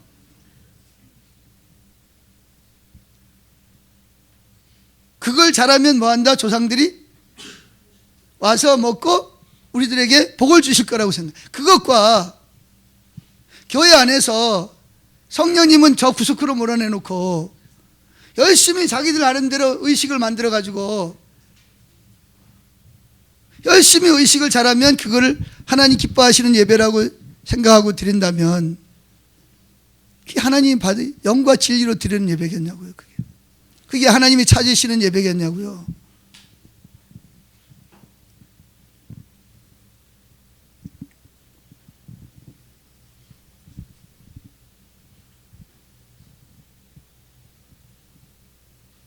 그래서 우리는 그 찬양을 선곡할 때부터 성령의 인도를 따라서, 아멘. 예배드리러 오는 사람도 누구에게 민감해서? 성령님께 민감. 성령 오늘 하실 일을 기대하고, 말씀을 전하는 사람도 성령의 인도를 따라서 성령님께 귀를 기울이고, 성령이 뭘 말씀하기를 원하시는지, 우리가 어떻게 하기를 원하시는지. 반주를 하는 사람도 마찬가지고, 모든 사람이 다 누구에게 초점을 맞춰야 돼? 사람에게 초점을 맞추는 것이 아니라 성령 하나님께서 오늘 아버지가 하나님이 기뻐 받으시는 예배를 드리기 위해서 어떻게 우리가 하기를 원하시는지를 그분께 민감해서 그분께 묻고, 그분 말씀하시면 순종하는 예배를 드려야 된다는 거죠. 그럴 때 거기 하나님이 그 예배를 기뻐 받으시는 예배가 되는 거죠. 그래서 중요한 것은 여러분 어제 이길수 목사님이 성막에 대해서 이야기를 했는데, 하나님이 모세 보고 성막을 지어라. 근데 그냥 네가 알아서 지으라는 게 아니라 뭐죠? 성막을 지을 때 뭐예요? 뭐 법궤를 지으면 가로는 얼마, 세로는 얼마, 또 뭐 거기는 무슨 나무로 어떻게 입히고, 다 누가 지시했어요? 하나님이 다 지시했어요. 근데 거기 보면 계속 나오는 게, 성막을 짓는 게 나오는 게 뭐죠? 모세가 여호와께서 말씀하신 그대로 하였더라, 그대로 하였더라, 그대로 하였더라, 그대로 하였더라, 계속 그렇게 말하고 있습니다. 할렐루야. 누구의 인도를 따라서 했어요? 거기에 내 생각이 요만큼도 안 들어가는 거예요. 주님, 내가 보기엔 이렇게 하는 게 더 좋을 것 같은데요. 그렇게 안 했어요. 주님이 이렇게 하라 그러면 아멘, 그냥 그대로 하는 거예요. 그랬더니 성막이 다 완성이 되니까 누가 거기에 임하시죠? 하나님의 영이 얼마나 강력하게 임했든지 그 안에, 성소 안에 들어갈 수가 없을 만큼 하나님이 강력하게 거기에 임재해 계시는 거예요. 아멘. 그 예배의 특징이 거기에 하나님의 영광으로 임재해 계셔야 되고, 하나님 그분이 오셔야 되잖아, 그죠? 그분이 안 오시면 뭐 꽝이지 뭐. 사람들만 모였다 그냥 뭐 하고 의식만 하고 가는 거지. 그냥 거기 누가 오셔야 돼? 하나님이 거기 영광으로 오셔야 되는데, 그러려면 어떻게 해야 돼요? 성령님께 민감해서. 모세가, 하나님이 모세 보고 성막은 이렇게 가로는 얼마, 세로는 얼마, 무슨 나무로 어떻게 입히고, 모세는 그대로 순종을 하는 거예요. 그랬더니 거기 누가 임했더라? 하나님이 영광으로 거기에 임하시는 거예요. 그러니까 우리가 힘을 빼야 돼. 내 생각을 내려놓고 누가 하시도록? 성령이 지금 뭘 말씀하시는지 들어야 됩니다. 요한계시록에도 뭐랬어요? 성령이 하시는 말씀을 들을지어다. 따라합시다. 성령이 하시는 말씀을 들을지어다. 그러니까 우리는 귀를 어디 기울여야 돼요? 성령님께 귀를 기울여야 돼요. 말씀을 읽을 때에도 성령님 말씀하옵소서. 제가 종이 듣겠습니다. 말씀하세요. 그런 자세를 가지고 하나님 말씀을 대야지, 그죠? 말씀을 읽을 때도 성령이 오셔서, 친히 뭐예요? 성경은 누가 기록한 거죠? 성령님이 성령의 감동으로 기록한 거니까 그 성경을 기록하신 그분이 오셔서 우리에게 말씀하시도록, 할렐루야. 그분이 말씀하시도록 그분의 귀를 기울여야 돼요.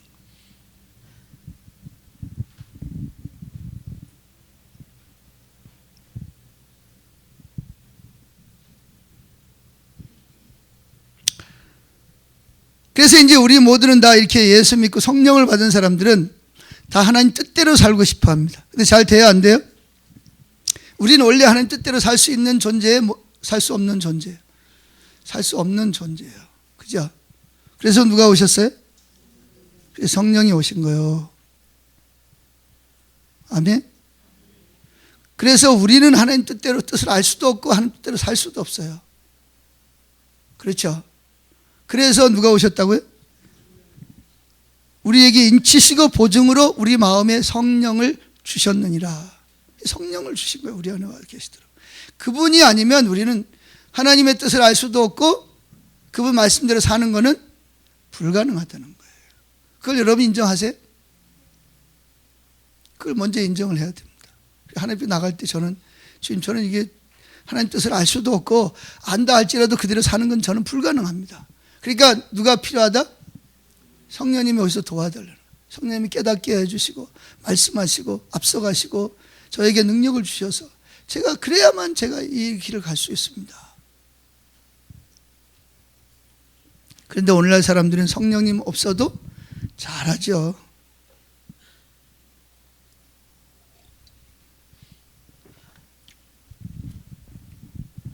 성령님과 상관없이 너무나 잘합니다. 그래서 우리는 어제도 구별된 삶을 사는다 그랬는데, 구별된 삶을 사는 것도 우리 힘으로 돼야 안 돼요? 안 됩니다, 여러분. 사실 이 우리 성화의 단계는요, 제가 보기에는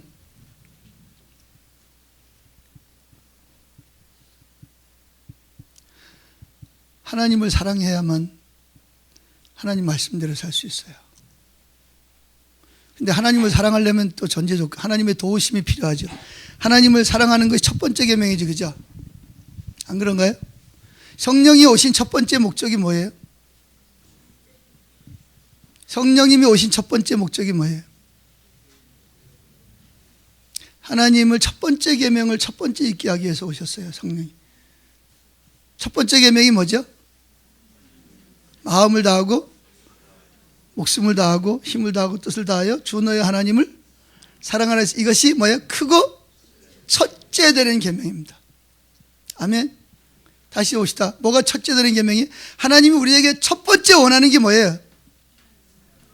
나를 사랑해 달라는 거예요. 하나님이 우리에게 원하시는 게 뭐죠? 하나님 모든 걸 다 가지고 계셔요. 그죠? 다 가지고 계시죠? 근데 하나님이 딱 우리에게 한 가지를 원하시는 게 있어요. 그게 뭐죠? 하나님도 사랑받고 싶어 하십니다. 하나님 우리가 사랑 안 하면 뭐 애롭거나 그러진 않아요. 삼일체 하나님끼리 다 사랑하니까. 아멘. 그런데 인간을 만드신 목적이 뭐예요? 여러분이 지금 존재하는 목적이 뭐라고 생각하세요? 여러분들을 왜 부르시고 왜 구원하셨어요? 가장 중요한 목적이 뭐예요? 하나님을 사랑하더라는 거죠. 하나님은 여러분을 가족으로 창조하신 거예요. 성부, 성자, 성령이 사랑하듯이 삼일체가 서로 사랑하고 서로 사랑을 주고 사랑을 받듯이 저와 여러분을 통해서 뭐예요? 사랑을 주고 사랑을 받는 것이 하나님이 인간을 창조하신 목적이고, 인간을 위해서 우주가 창조된 거예요. 아멘. 그럼 하나님이 저와 여러분에게 2020년도에 제일 원하는 게 뭘까요? 하나님 뭐 해달라는 거예요? 사랑해달라는 거예요. 아멘. 근데 여러분 하나님 사랑하려고 애쓰세요? 자, 하나님이 원하시는 게 뭐라고요? 나를 창조하고 내가 지금까지 살아 존재하는 목적이 뭐예요? 하나님 사랑하는 거죠. 아멘.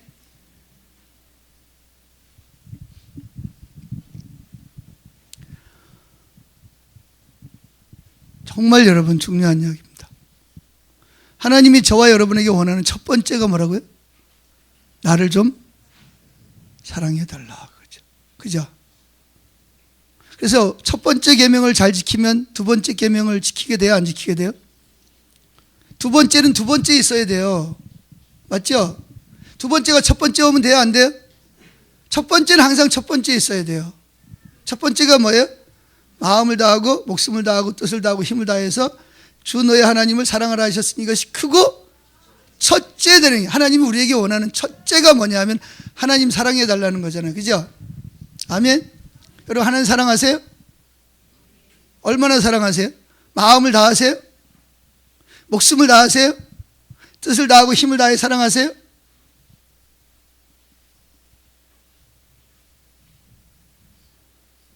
이것이 저와 여러분이 지금 뭐 하는 거라고요?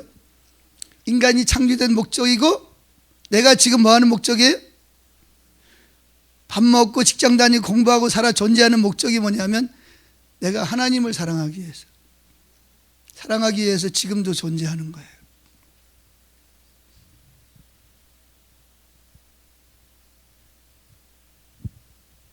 자, 그게 만약에 여러분의 첫 번째 목적이 아니라면 좀 바꾸세요. 이렇게 오늘 내 삶의 목적 어디예요? 하나님 사랑하는 거예요. 아멘. 하나님 사랑하는 게 내가 존재하는 목적이에요. 그렇죠? 그래서 하나님을 사랑하면 그 사랑이, 하나님의 사랑이 흘러서 어디로 가요? 이웃을 내 몸같이 사랑하게 되죠. 그게 두 번째 계명이죠. 그죠? 그런데 자꾸 두 번째 계명을 첫 번째 놓으면 돼야 안 돼요? 그래서 성령님은 오셔서 제일 먼저 뭐 하신다고요? 첫 번째 계명을 첫 번째 있게 하신 것이 성령이 오신 첫 번째 목적이에요. 왜냐하면 저와 여러분들이 하나님이 아담과 하와를 창조하신 목적이 뭐예요? 하나님을 사랑하게 하는 거였어요. 여러분들이 이 땅에 태어난 목적이 뭐예요? 하나님을 사랑하는 겁니다. 그게 크고 첫 번째 되는 계명이에요. 맞아요?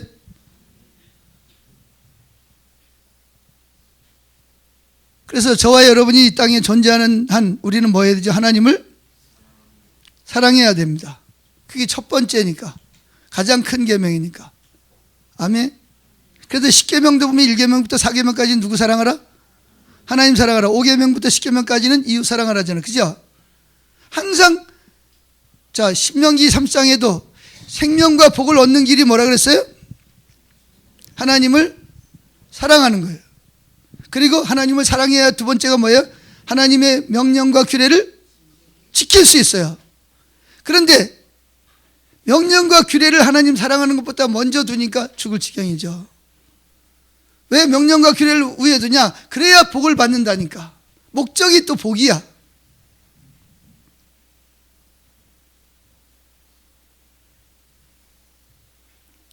생명과 복이, 누가 생명이라고 그러고 복이라고 그랬죠? 하나님 그분이 생명이고 그분이 복입니다. 아멘. 다시 설명해. 뭐가 생명이고 복이라고요? 하나님 그분이 복이고 그분이 생명이에요. 그럼 뭐 생명과 복을 얻는 길이 뭐예요? 그분을 사랑하는 거예요. 아멘.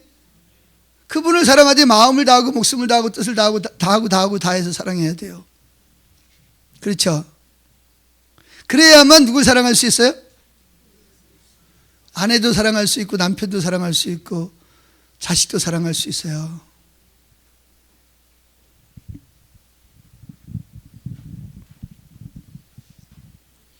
제가 결혼하는 부부들에게 꼭 부탁하는 내용이 있어요. 이게 뭐냐? 결혼하면 상대방이 나보다 하나님을 더 사랑하기를 원해라. 하나님보다 나를 더 사랑해 달라고 말하지 말아라. 그러면 그 사람이 당신을 끝까지 사랑할 거다.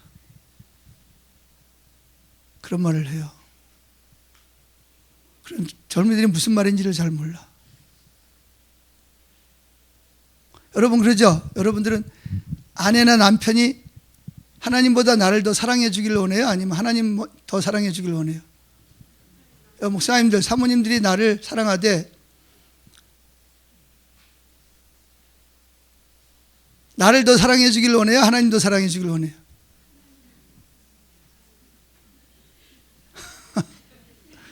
여기 아내 되시는 분들은 내 남편이 나보다 하나님을 더 사랑해 주기를 원해요? 나를 더 사랑해 주기를 원해요?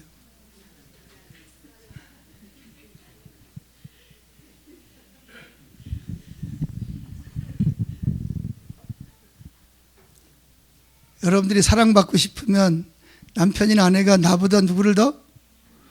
하나님을 더 사랑해야 나를 끝까지 사랑해줘요. 어리석은 행동하지 마세요. 하나님을 더 사랑해야만, 하나님을 사랑하는 사람이 아내를 사랑할 수밖에 없지, 그죠? 왜? 그게 누구 뜻이니까? 하나님 뜻이니까. 그런데 사람을 더 사랑하면 어떻게 돼요? 사람은 뭐예요? 내가 보기에 아름답고 좋을 때, 능력이 있을 때 그게 항상 능력이 있는 게 아니잖아. 그죠? 항상 아름다운 게 아니잖아. 그죠? 그럼 어떻게 돼요? 당신은 이제 전에 많이 사랑했으니까 이제 돈 있는 사람, 아름다운 사람 사랑할 거야. 그러겠어요? 안 그러겠어요? 그런데 하나님을 더 사랑해. 근데 하나님이 뭐라 그래? 그리스도께서 교회를 위해 목숨을 바친 같이 네가 목숨을 다해서 아내를 사랑해라. 누구 명령이요? 그럼 하나님 사랑하는 사람은 누굴 사랑하겠어요? 아내가 예쁘지 않고 몸매가 안 좋고 무능해도 뭐예요? 사랑해요? 안 사랑해요? 사랑하겠죠.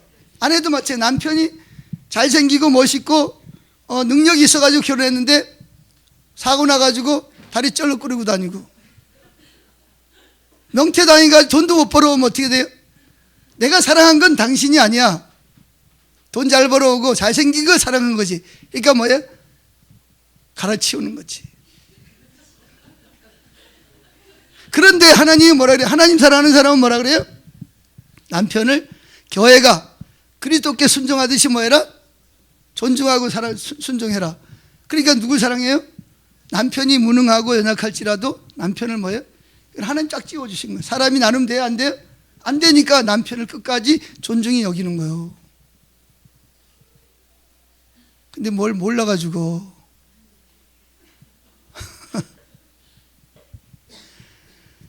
자, 그런데 하나님을 제일 먼저 사랑하려면 어떻게 해야 돼요? 하나님을 마음을 다하고 목숨을 다해 사랑하려면 어떻게 해야 돼요? 하나님의 도우심이 필요해요. 따라해 보세요. 하나님을 사랑하려면 하나님의 도우심이 필요하다. 어떤 도우심이 필요해요? 예? 어떤 도우심이 필요하냐고요? 그죠? 하나님이 먼저 나를 얼마나 사랑하셨는지를 계시해 주셔야 내가 하나님을 사랑할 수 있어요. 성령의 도우심이 필요해요. 뭐가 필요하다고요? 성령님이 내가 하나님께 얼마나 사랑받고 있는지를 아는 만큼 내가 뭐 할 수 있어요? 하나님을 사랑할 수가 있어요. 하나님 사랑하는 만큼 또 가족도 이웃도 사랑할 수가 있어요. 모든 첫 번째는 누구와의 관계예요? 하나님과의 관계예요. 하나님과 관계가 깨지면요, 부부관계도 깨지고요, 자녀와 관계도 깨지고 다 깨지게 돼 있어요. 자기 자신과의 관계도 깨져요. 결국은 어디로 들어와야 되냐? 하나님과의 관계로 들어와야 되는데, 하나님을 사랑해 100으로 사랑해야 되는데, 그래서 하나님 사랑하면 사랑하는 증거가 뭐죠? 순종이죠. 나를 사랑하는 자는 내 계명을 지키리라. 자동사예요. 사랑하는 만큼 우리는 하나님의 계명을 뭐예요? 순종하게 돼 있어요. 그러니까 괜히 하나님 말씀대로 거룩하게 살려고 몸부림치지 마세요. 그거 다 구약에서 이미 실패한 거예요. 괜히 엉뚱한 데다가 시간 투자하지 말고 신약으로 돌아오세요. 신약. 새 언약으로. 새 언약은 뭐죠? 특징이 뭐예요? 성령의 시대입니다. 그럼 성령의 시대라는 말이 뭐냐? 성령께서 하나님이 나를 얼마나 사랑하시는지를 물으세요. 계시해 주시도록 구하세요. 아멘. 왜? 내가 하나님을 사랑하려면 우리는 하나님을 사랑할 만한 자원이 없어요. 타락했기 때문에. 그래서 사랑을 뭐 해야 돼요? 받아야 돼요. 거울처럼 아무것도 비춰지지 않으면 반사할 게 있어요? 없어요? 뭐 반사할 것이 있어야만 반사를 하듯이 우리에게는 하나님을 사랑할 만한 자원이 없어요. 타락했기 때문에. 그럼 어떻게 하나님을 사랑하냐? 하나님의 사랑이 우리에게 부어져야 돼요. 부어지면 그 사랑을 가지고 하나님이 나를 사랑하되 마음을 다하고 목숨을 다하고 뜻을 다하고 힘을 다해서 자기 아들을 십자가 못 박기까지 나를 사랑하셨구나. 이 사랑을 성령의 조명으로 깨달아지는 만큼 나도 뭐예요? 하나님을 사랑하는 거예요. 그러니까 거룩하게 살려고 몸부림치지 말. 이게 또 내가 또 광주 집회를 또 다 뒤엎어버리네 또. 광주 집회 내용이 그거였으니까. 하나님을 사랑하려면 어떻게 해야 된다? 자, 거룩하게 살려면, 구별되게 살려면 어떻게 해야 된다? 하나님을 사랑하면 돼요. 하나님 사랑하는 사람이 하나님 말씀대로 살겠어요? 아니면 불순종하겠어요? 순종하지요. 그렇죠? 자원하는 마음으로, 기쁜 마음으로. 아멘. 그런데 하나님의 사랑을 못 느끼는 사람은 구별되게 살아라, 거룩하게 살아라 그러면 부담이 돼. 지금까지 살았는데 안 됐걸랑.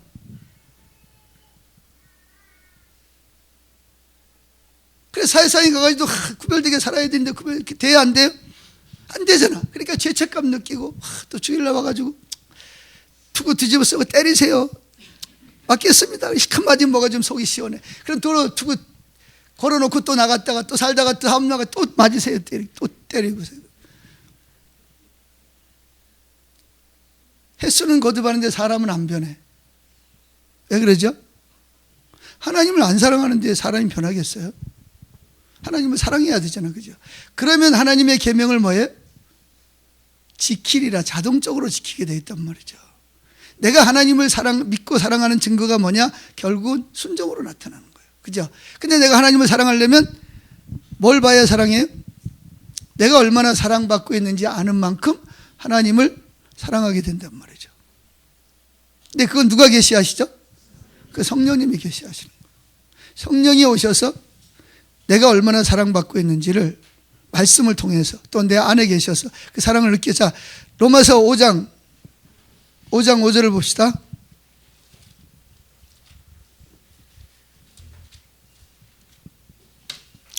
로마서 5장 5절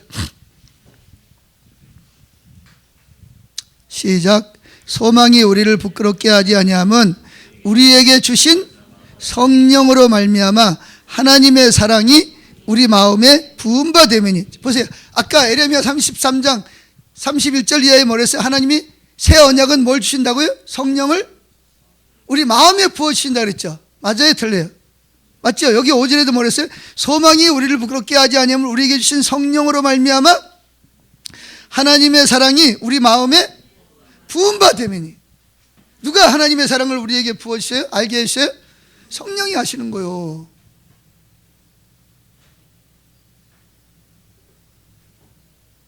그래서 결국은 성령께서 뭐 하시냐? 하나님이 나에 대해서 어떤 마음을 가지고 있는지를 알게 하시는 분이 성령이란 말이죠. 그래서 다윗은 뭐라 했어요? 나는 내 평생에 한 가지 소원이 뭐다? 하나님의 아름다움을 바라보는 거예요. 하나님의 아름다움을 바라보는 거. 그 다윗이 말하는 하나님의 아름다움은 뭐예요? 하나님이 화장을 하고 오셨나? 뭐 어떻게 아름답다? 하나님의 형상이 있어요? 없어요? 없죠? 그게 인격이 아름답다는 거잖아요. 그죠? 그 하나님은 어떤 인격이 아름다워요? 막 화내는 인격이 아름다워요? 막 저주하는 인격이 아름다워요? 그럼 어떤 인격이 아름다워요? 몇 가지 예를 들면, 첫째, 다윗이 바라본 하나님의 아름다움은 요한계시록 하나님이 우리를 바라볼 때 불꽃 같은 눈동자를 바라본다 그랬죠. 그죠? 그랬어요? 안 그랬어요? 그랬어요. 요한계시록에. 그게 뭐냐 하면 하나님의 마음 속에는 저와 여러분을 향한 불타는 사랑이 있어요. 그 사랑을, 그래서 아가서 8장 6절에는 홍수로도 어떤 물로도 끌 수 없는 불이 있어요. 그 불이 무슨 불이죠? 하나님 마음 속에 나를 향해서 타오르는 사랑의 불을 말하는 거예요. 또 사랑의 불 그러니까 또 뭐 나를 뭐 또 이래 그러지 않지, 그죠? 따라합시다. 나는 사랑받을 만한 자격이 있습니다. 왜 자격이 있죠? 하나님 날 인치시고 나에게 성령을 부어주셨으니까. 아멘. 예수님이 내 죄값을 뭐 했어요? 다 어떻게 했어요? 다 해결했어요. 할렐루야. 그랬어요? 안 그랬어요? 그러니까 나는 뭐 할 자격이 있다? 사랑받을 자격이 있어요. 아멘. 하나님 마음속에는 나를 향해서 뭐가 있다? 불타는 사랑의 마음이 있다. 불은 뭘로 다 끌 수 있죠? 아무리 타도 물로 끌 수 있죠, 그죠? 근데 물로도 안 꺼지는 불이 있어요. 그게 뭐예요? 사랑의 불입니다. 환난이나 곤고나 어떤 것도 하나님의 사랑에서 끈을 쓸 수 있다 없다? 없어요. 그 불은 끌 수가 없어요. 아멘. 그래서 여러분들이 다윗이 바라본 하나님의 아름다움이 첫 번째는 뭐냐면 하나님의 마음속에는 나를 향한 불타는 사랑을 가지고 있다. 그래서 예수님의 눈에는 불처럼 불 것 같은 동자를 우리를 바라보시고, 그리고 그 불은 그 사랑을 마음에 새기고 도장같이 팔에 두라. 그분의 질투는 뭐예요? 지옥불보다 더 강하다. 그래서 그 불타는 그 사랑은 물로도 홍수로도 끌 수 없는 하나님의 사랑이라고 소개하고 있습니다. 그러니까 그 사랑을 어디다 새겨라? 성령을 통해서 마음에다가 도장같이 확 새기세요. 따라하시죠. 나는 하나님께 사랑받고 있다. 사랑받을 자격이 있다. 왜? 무슨 자격이 있어요? 사단이 묻겠죠. 그럼 뭐라고 대답해야 돼? 너 그것도 모르냐? 하나님이 나를 사랑하셔서 내 죄값이랑 내 저주를 예수님이 다 받으셨잖아. 그리고 나는 새로운 피조물이 됐잖아. 그러니까 자격이 있지. 여러분 자격이 있어요. 누구 때문에? 예수님 때문에 여러분 자격이 있는 거예요. 할렐루야. 그걸 바라보면 두 번째는 뭐예요?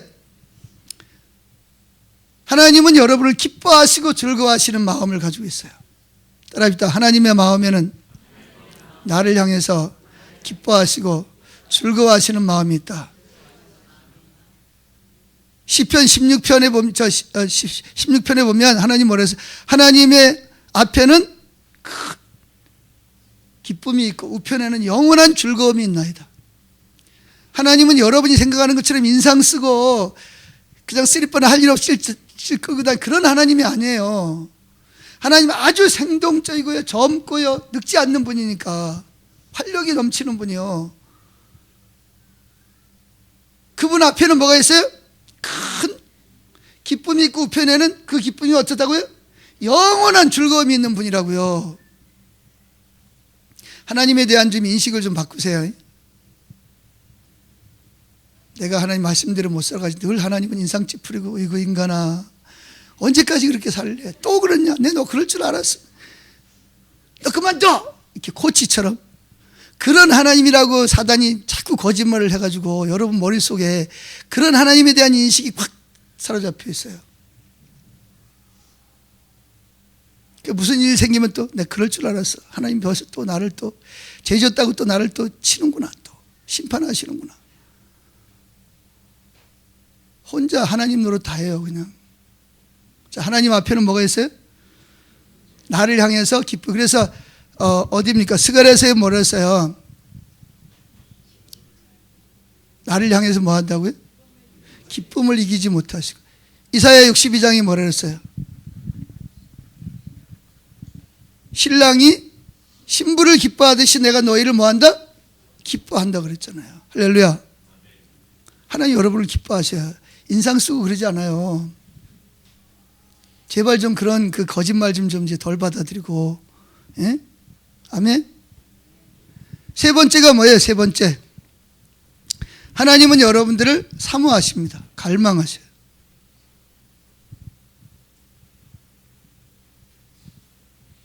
아가서 4장 9절 뭐라 그랬어요? 그분이 나 때문에 뭐 했다?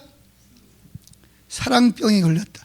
하나님은 따라합니다. 하나님은 나에게 상사병이 걸렸다. 이 말하면 저 미친놈이네 저거 저런 소리를 다 해요. 성경에 나와 있는 이야기예요. 찾아보세요. 아가서 4장.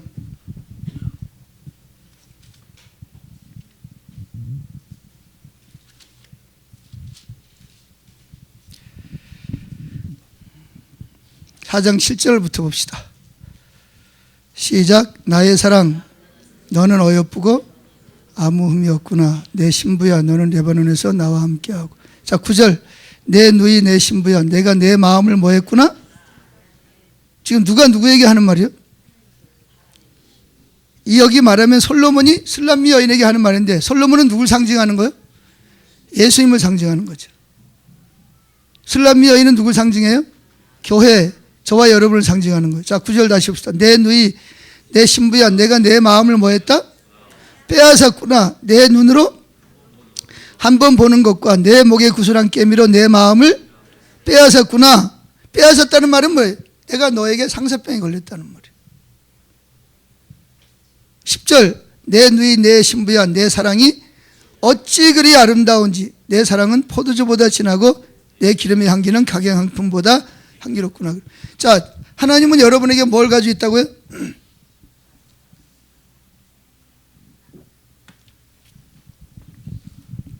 뭘 가지고 있다고요? 여러분을 갈망하고 사모함, 보고 싶어함, 좋아합니다. 그래서 함께 있으려고 뭐였어요? 성령으로 우리 안에 들어오신 거예요. 얼마나 사모했으면 한시도 떨어지기 싫어가지고 어디로 들어와 계세요? 내 안에 들어와 계시는 거예요. 근데 우리는 그분을 짝사랑하게 만들어버리잖아요. 그분 혼자 그냥 사랑한다고 쫓아다녀. 우리는 그분을 쳐다보지도 않아. 이수일이처럼 놔라!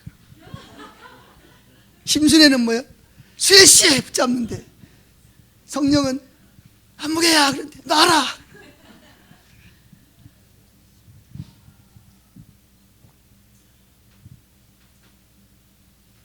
여러분들이 얼마나 성령을 근심시키고 있는지 알아야 됩니다. 성령을 멸시하고 천대하고. 그런데도 불구하고 그분은 우리를 떠나야 안 떠나요? 떠나지 않으시고 같이 계시는 거예요. 여러분을 좋아하십니다. 그래서 뭐라 그러냐? 아무개야, 나는 너하고 있는 게 너무 좋다. 나하고 함께 하자. 그거 나한테 좀 의논 좀 해라. 그래서 다윗은 뭐라 그랬어요? 내 평생의 소원이 하나님의 아름다움을 바라보는 것과 뭐예요? 하나님과 의논하면서 사는 것이다. 의논하면서. 그분이 나를 좋아하시고 나와 함께 하시고 간섭하시니까 그분과 함께 하는 것을 좋아하는 거죠. 아멘. 이렇게 하나님은 여러분들을 뭐 하신다고? 첫째는 불타는 사랑을 가지고, 두 번째는 기뻐하시고 즐거워하시고, 세 번째는 사모하고 좋아하고 갈망하는 것. 네 번째가 뭐냐? 하나님 질투하시는 하나님이십니다. 좋아하는 만큼 뭐예요? 그래서 하나님의 질투는 뭐보다 강하다? 수월, 지옥보다 강하다. 그래서 하나님 우리를 뭐냐? 우리가 하나님과 사랑의 관계를 방해하는 요소는 어떤 것이라도 질투를 가지고 제거하십니다. 그래서 우리를 뭐예요? 징계하시고 교정하시는 거예요. 자, 하나님은 히브리서 12장이면 어떤 사람을 징계하신다고요? 사랑하는 자를 따라합시다. 사랑하는 자를 징계하신다. 징계가 없는 자는 뭐예요? 사생합니다. 즉 하나님과 상관없는 자라는 거예요. 그럼 우리에게는 징계가 있어야 돼요? 없어야 돼요? 그래서 징계를 안 받는 사람이 있다 없다? 없다. 다 징계를 받는다는 거예요. 왜? 구원받은 사람 하나는 다 뭐예요? 질투를 가지고 사랑하시기 때문에. 때로 우리를 연단하시고 훈련하셔서 정금같이 나오게 하십니다. 근데 그게 뭐예요? 우리를 미워하거나 싫어하는 게 아니라 뭐라고요? 우리를 사랑하시는 증거입니다. 아멘. 우리를 징계하시는 게 뭐라고요? 사랑하신다는, 기뻐하신다는 증거입니다, 여러분. 징계가 없으면 하나님 여러분을 사랑하는 게 아니에요. 그래서 징계가 오더라도 뭐 해야 된다? 하나님의 사랑을 의심하지 말아야 됩니다. 오히려 징계가 올 때 뭐 해야 돼요? 하나님 날 사랑하는 게 확실히 증명이 되는구나. 난 하나님께 사랑받고 있구나. 할렐루야. 이렇게 여러분들이 감격하시기를 축복합니다. 자, 우리 2시 예배인가요? 빨리 끝내야 되겠네.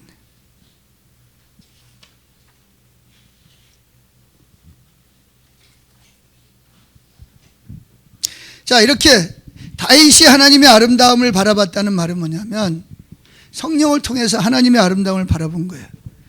그래서 하나님은 다윗을 뭐라 그랬죠? 자, 사도행전 13장 마지막으로 한번 찾아봅시다.